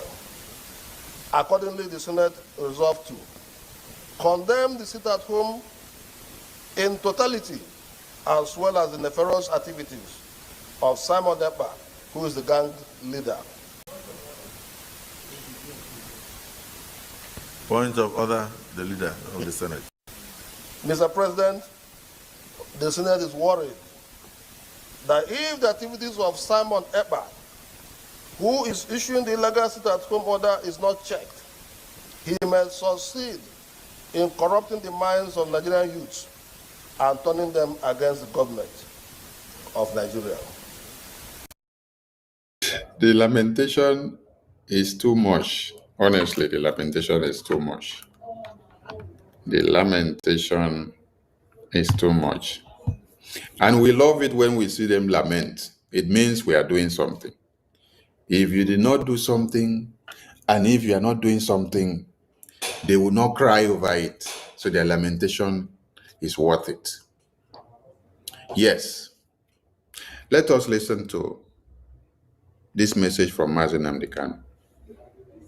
Because Nnamdi Kanu had expected that the senators that we have, the governors that we have, the ministers that we have, that found themselves in the National Assembly of Nigeria, in the House of Reps of Nigeria, should have been talking to table the plight of the Biafran people. Rather, what they are doing is to table that Biafra people should be destroyed, while the Fulani terrorists should come into Biafra land and kill all Biafran women and children.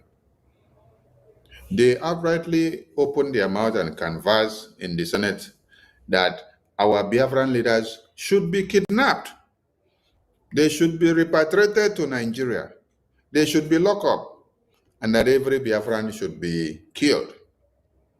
They stood up, these criminal politicians that we have in Biafra land, all of them in all the extracts, they stood up together to unanimously agree on proscribing the name indigenous persons of Biafra. The indigenous persons of Biafra that you say you're proscribing, you yourself, you are indigenous person of Biafra. And you stand in the Senate and say you are proscribing yourself. You see how foolishness works? IPOB is not just like a name of a group. No. IPOB means the indigenous persons of Biafra.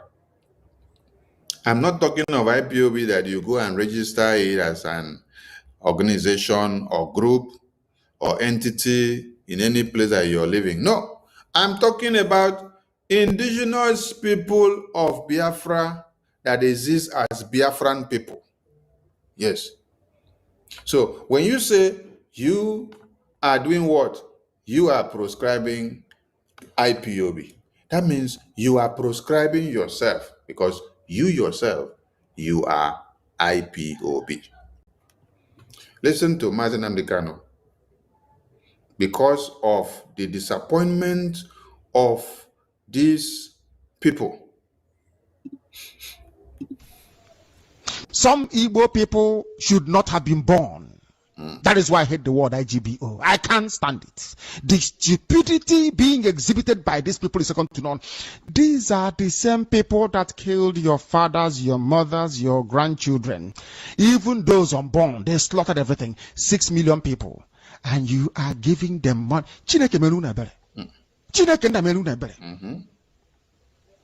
Dear Lord God, have mercy on these people. Your hopelessness is staggering. Staggering. I don't believe I'm from these people. Hey. I cannot believe it. Hey. Did you hear Onyendu? Onyendu say, you don't believe he's from this our tribe. Do you know why Onyendu say he doesn't believe he's from this our tribe? Because the blood that is flowing in him, the blood that is flowing in our PM, the blood that is flowing in the Biafra Defense Forces, the blood that is flowing in our APM, the blood that is flowing in all of you well-meaning Biafrans that know what Biafra means and you want Biafra, the blood that is flowing in all of you admins and reps and cabinet members of BRGIE, you are singing and speaking for freedom of the Biafran people, of our babies, women, and children. But these senators, these ministers, these governors, the reverse is the case. That's why Onyendu say, I don't believe that I am from these same people.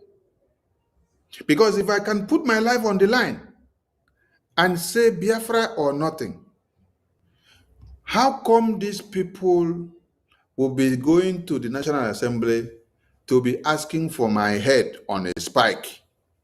That is why he's telling you, I don't believe that I am from these people. Yes. Dear Lord God, have mercy on these people. Your hopelessness is staggering. Staggering. I don't believe I'm from these people. I cannot believe it. That I was born in, God forbid bad thing, I can't believe it. You don't know who Buhari is? So you mean that we spent all our time stopping APC in Anambra for nothing? All of you still, some of you still went and contributed money to APC. May the good Lord have mercy upon all your wretched souls, because some of you are not worthy to be called human beings. Your stupidity is astonishing. Astonishing, I said. Great one. I have never seen such rubbish. How many Awasa people has ever contributed to any campaign led by an Igbo man? How many? God bless you, sir. God bless you. Ask them. How many Fulani man have you seen stand up in the Senate to say they must stop the Fulani terrorists? How many Fulani man?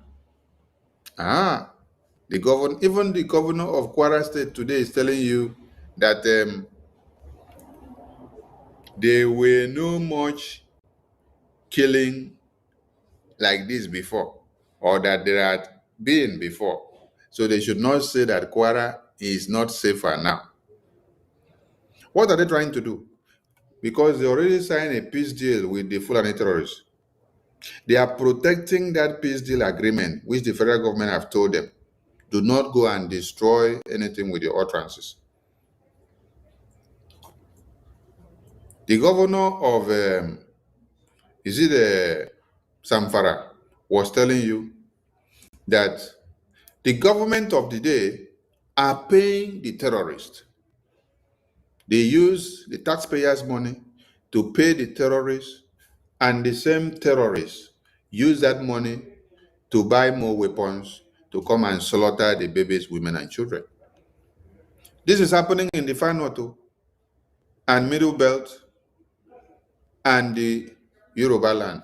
Nnamdi Kanu is asking you, Igbo politicians, Efulefus, and all the Biafran politicians, Efulefus, have you ever seen a Fulani man or an Hausa man coming to come and support you, to come and topple him in Nigerian politics? You're carrying your children to go and sacrifice that a Fulani terrorist should kill your children so that you will become Igbo politician, Igbo presidency. Mercy upon all your wretched souls, because some of you are not worthy to be called human beings. Your stupidity is astonishing. Astonishing, I said. I have never seen such rubbish. How many Hausa people has ever contributed to any campaign led by an Igbo man? How many Hausa men has ever given money to Igbo people to run for presidency? God have mercy on your souls. Igbo people are hopeless. I don't know why I'm doing this program this evening. After reading this news today, I don't know if I'm to start crying for the ground to open us. I don't know what to feel or think. A people without honor. There is no articulated philosophy. They don't believe in anything. Ekwensu potassium handicap money. They follow the Ekwensu. Buhari, your control. Listen very, very carefully. Igbo people. Chukwu Abiyama would wipe away all of you from the face of the earth. In a few days' time, it will be next 71 years. You will no longer exist as a group of people because your hopelessness is beyond pardon. You are contributing money to Buhari's campaign. All of you were there. When it comes to your own kind, you find a voice to complain. When Nwobodo went to Jos and betrayed Ekweme, nobody condemned Nwobodo. He is there as a political chieftain in Enugu. When that same senator from Enugu voted against Anambra joining the oil producing states, nobody condemned him. But now all of you are flocking to give money to an Hausa person so they can give you Sharia law and Islamize you. All of you that gave money to APC, my prayer morning, noon, and night is that Chukwu Abiyama ga-uni. God will punish all of you. Chineke na keno n'igwe. Ọ ga-echi unu n'ala. Because you are evil. 6 million people dead, it doesn't touch you. In the zoo where we are in today, we are scattered all over the place. When they want, they can burn our shops. Have you been to our villages, those of you back home during Christmas? How many decent buildings can you see in your village? What is working in your village? Instead of us to come together and say, how do we get Biafra and get away from this rubbish? You are giving money to a Muslim man, an extremist, a fanatic, a jihadist for that matter. Instead of them to come together and say, how do we get Biafra? What they rather do is, how do we stop Simon Ekpa? How do we stop Nnamdi Kanu? How do we stop the Biafra army? How do we stop General Gento? That is the message. And while they are planning all this, what is the Fulani terrorists doing? The Fulani terrorists are doing this. They are marching up against any attack on the terrorists that they have groomed. The vice president, they groomed the terrorists that is working in Nigeria today. So while the Efulefu politicians that we have are looking for our head to cut off, and looking for the head of Nnamdi Kanu to cut off, and looking for the head of Simon Ekpa to cut off, the Efulefu politicians are there dancing, while the vice president of Nigeria, a senator of the North, is daring you and say, to hell with you if you try to crush the terrorists in the North. If you dare try to crush the terrorists in the North, to hell with you. That is what is happening.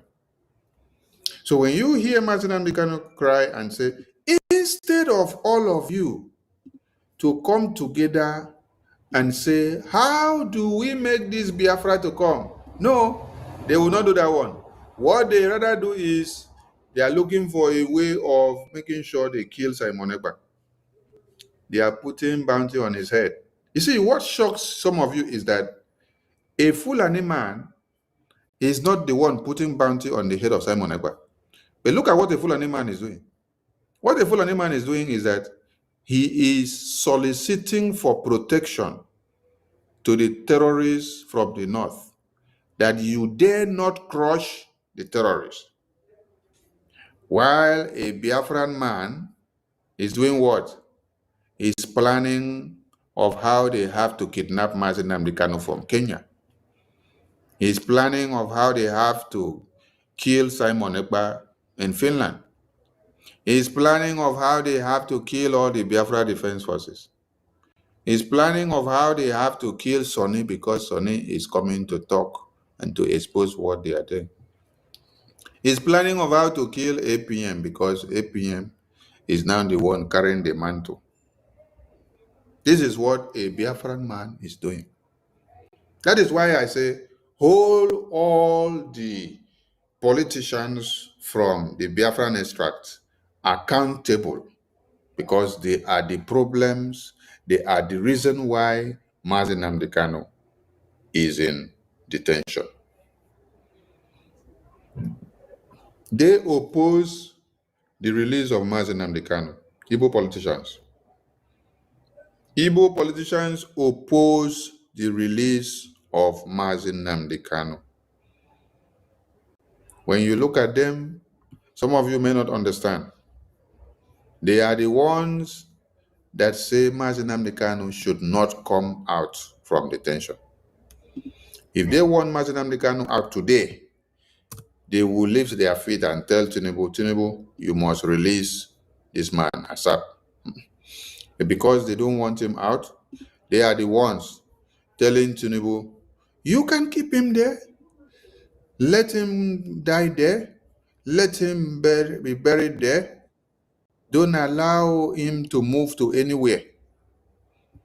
So these people that you see here, they are the problems of Nnamdi Kanu. Let me see if I can bring it to the screen. Some Igbo people should not have been born. That is why I hate the word IGBO. I can't stand it. The stupidity being exhibited by these people is second to none. Wait some more. Let me bring the other screen because I want to explain something to them. I believe this one is coming out. These people you see on the screen, you see Oti, Soludo, and the other one that carry face like shit. This one, what's the name? Francis Obunna, Opus Odinjo, Peter Mba. These are the people that say if Simon Ekpa, if Nnamdi Kanu is released, they will come and finish all of them. They will not have breathing space. So they don't have to allow them to be released. They don't have to allow them to have Biafra. They don't have to allow Biafra army to get Biafra. You see? Sorry. These are the people that want Biafra dead. They want Nnamdi Kanu dead in detention. They don't want him alive. These people you see on the screen. Let's go back to Yendo. Let him finish the other message. Because when you listen to these people, it be like say your belly. Some Igbo people should not have been born. That is why I hate the word IGO. I can't stand it. The stupidity being exhibited by these people is second to none. These are the same people that killed your fathers, your mothers, your grandchildren. Even those unborn, they slaughtered everything. 6 million people. And you are giving them money.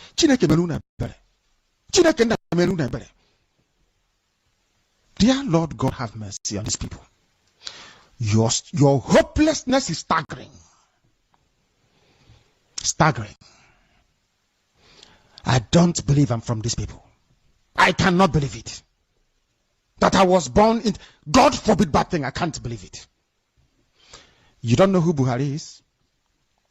So you mean that we spent all our time stopping APC in Anambra for nothing? Some of you still went and contributed money to APC. May the good Lord have mercy upon all your wretched souls, because some of you are not worthy to be called human beings. Your stupidity is astonishing. Astonishing, I said. I have never seen such rubbish. How many Awasa people has ever contributed to any campaign led by an Igbo man? How many Awasa men has ever given money to Igbo people to run for presidency? God have mercy on your souls. Igbo people are hopeless. I don't know why I'm doing this program this evening. After reading this news today, I don't know if I'm to start crying for the ground to open us. I don't know what to feel or think. A people without honor. There is no articulated philosophy. They don't believe in anything. Even so potassium handicap money, they follow the ways.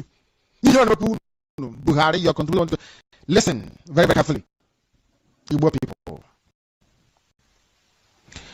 Chukwu Abiyama would wipe away all of you from the face of the earth. In a few days' time, to be next 71 years, you will no longer exist as a group of people, because your hopelessness is beyond pardon. You are contributing money to Buhari's campaign. All of you were there. When it comes to your own kind, you find the voice to complain. When Nwobodo went to Jos and betrayed the Kweme, nobody condemned Nwobodo. He is there as a political chieftain in Enugu. When that same senator from Enugu voted against Anambra joining the oil producing states, nobody condemned him. But now all of you are flocking to give money to an Awasa person so they can give you Sharia law and Islamize you.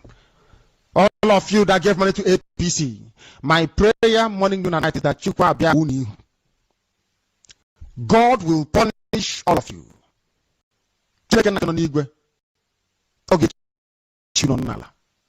Because you are evil.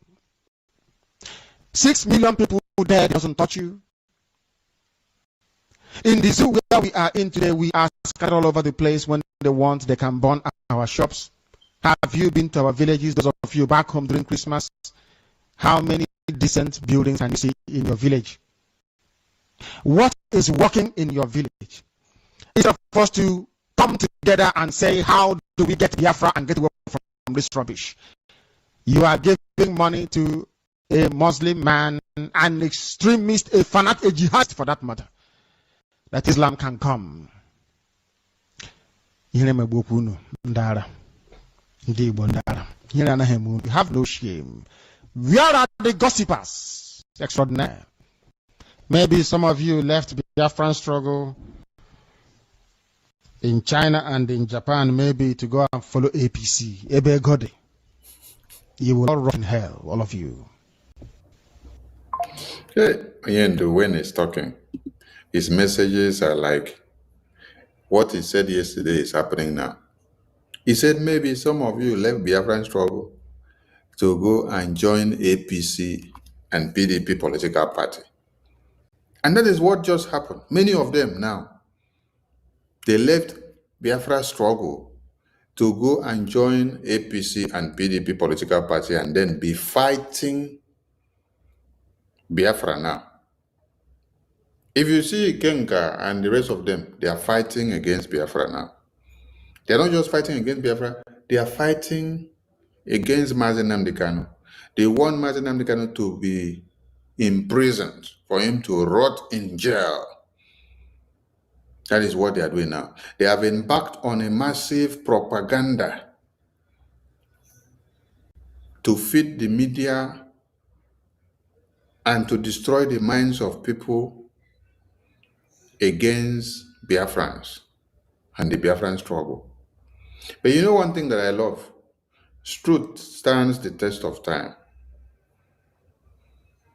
Any Nigerian that you are deceiving now, And you have been deceiving for the past 5 or 3 years. You are actually wasting your time because they are beginning to see the reality of the messages that Nnamdi Kanu was preaching and the messages that we have been preaching. They are seeing the reality now in their very before. They are seeing it. They are seeing it now in their very before. They are seeing it now. So you may continue to do the propaganda the way you want to do it against Biafran people.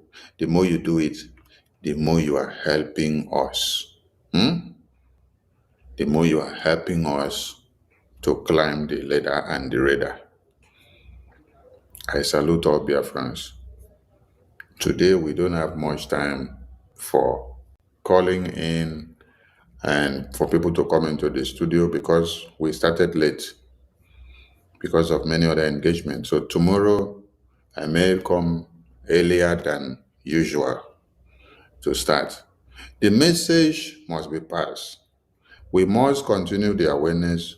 We must create this awareness. We must make everybody to understand and ask the questions.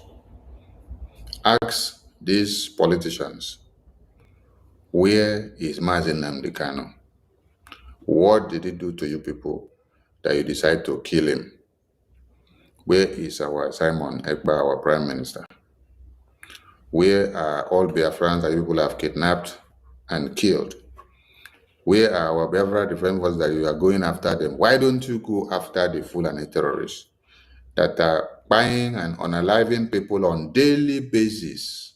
On daily basis, Fulani terrorists are killing people in the north, the middle belt, and everywhere. Why don't you go for them?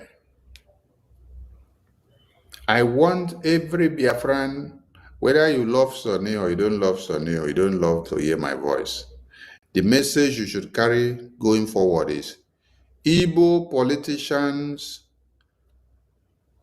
jailing Nnamdi Kanu in detention, while Fulani politicians are protecting Boko Haram. So ask Igbo politicians to release Nnamdi Kanu and give to you. If they don't release him, go and engage them.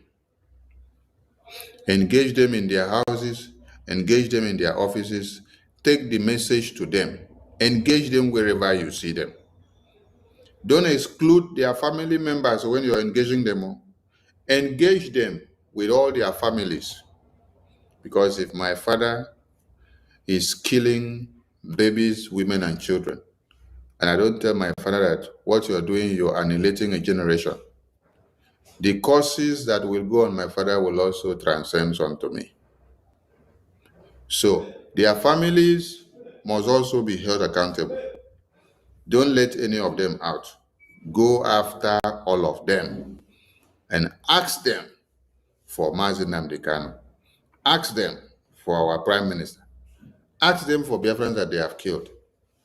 Because our problem is not the Fulani terrorists from the north. It is rats we know the route to your room that will bring rat we no route to your room from outside. Now the one wey dey house, now im go bring the one we no road, come show road inside your house. So who know road come reach inside our room?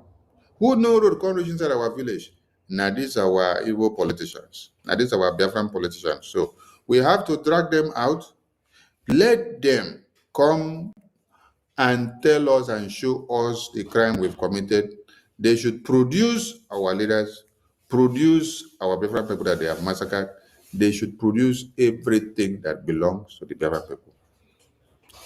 Hold Peter Obi wherever you see him. It is no more time to celebrate Peter Obi when you see him. It is to hold him accountable. Hold Soludo when you see him. Hold Peter Mba when you see him. Hold Abaribe when you see him. Hold, what's the other one name? Let me see if I can bring their stupid faces to the screen. All these idiots accountable. They are the problems that you have. Look at them there. All of them accountable. These people here. Alex Oti, Soludo, Francis Obonna, Usodima, Petamba, Enyin Naya Baribe, this Osita Isunaso, and every other senators and ministers that you know, hold them accountable to release Nnamdi Kanu for you. They are the ones holding Nnamdi Kanu, not the Yoruba politicians, not the Fulani politicians, not the presidency of Nigeria. These are the people that are telling the presidency and the Fulanis and the DSS not and the court not to release Nnamdi Kanu. Look at them here. These are the people.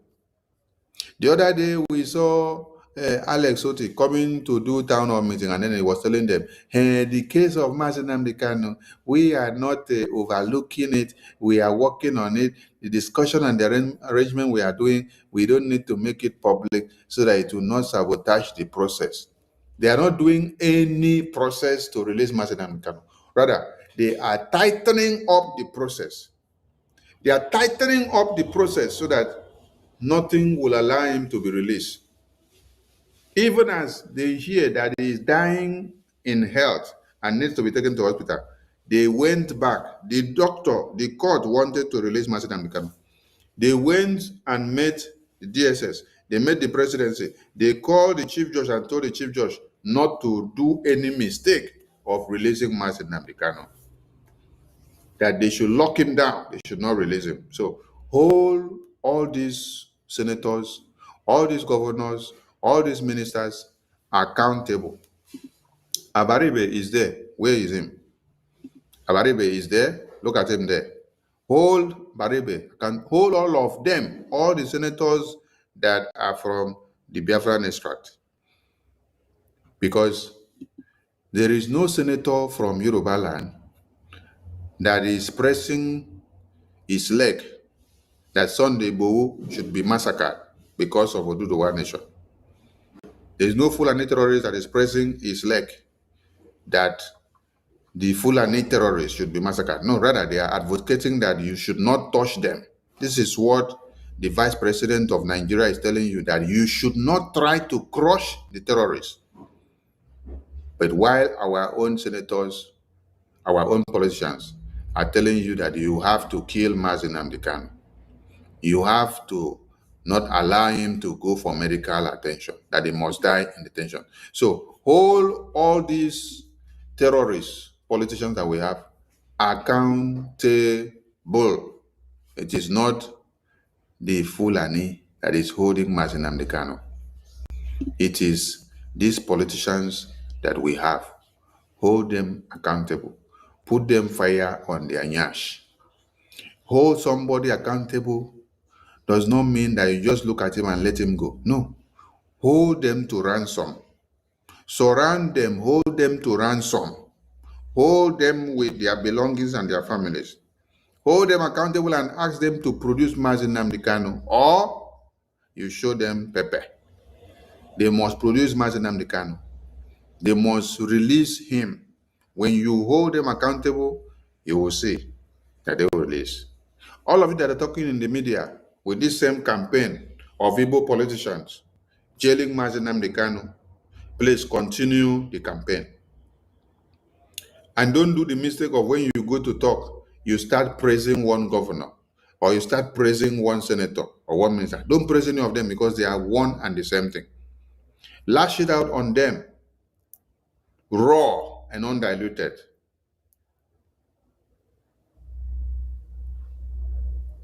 Continue the awareness. Let this message continue to sink in so that they will release Nnamdi Kanu. I salute all Biafrans, and I thank you all for all you're doing. Let the good work continue. Igbo politicians, they are the problems of Biafra. They are the problems of Nnamdi Kanu. They are problems of Simon Ekpa. They are the problems of Biafran people. They are the ones going after Biafra Defense Forces. They are the ones bringing the terrorist foot soldiers and the armored tankers to come and bomb Biafra land because of Biafra independence. It is not the senators of the north or from Yoruba or from EKID or from Middle Belt. It is these Igbo politicians. So hold them accountable if you want to see Nnamdi Kanu, and stop making noise on the media and lamenting on the Fulani.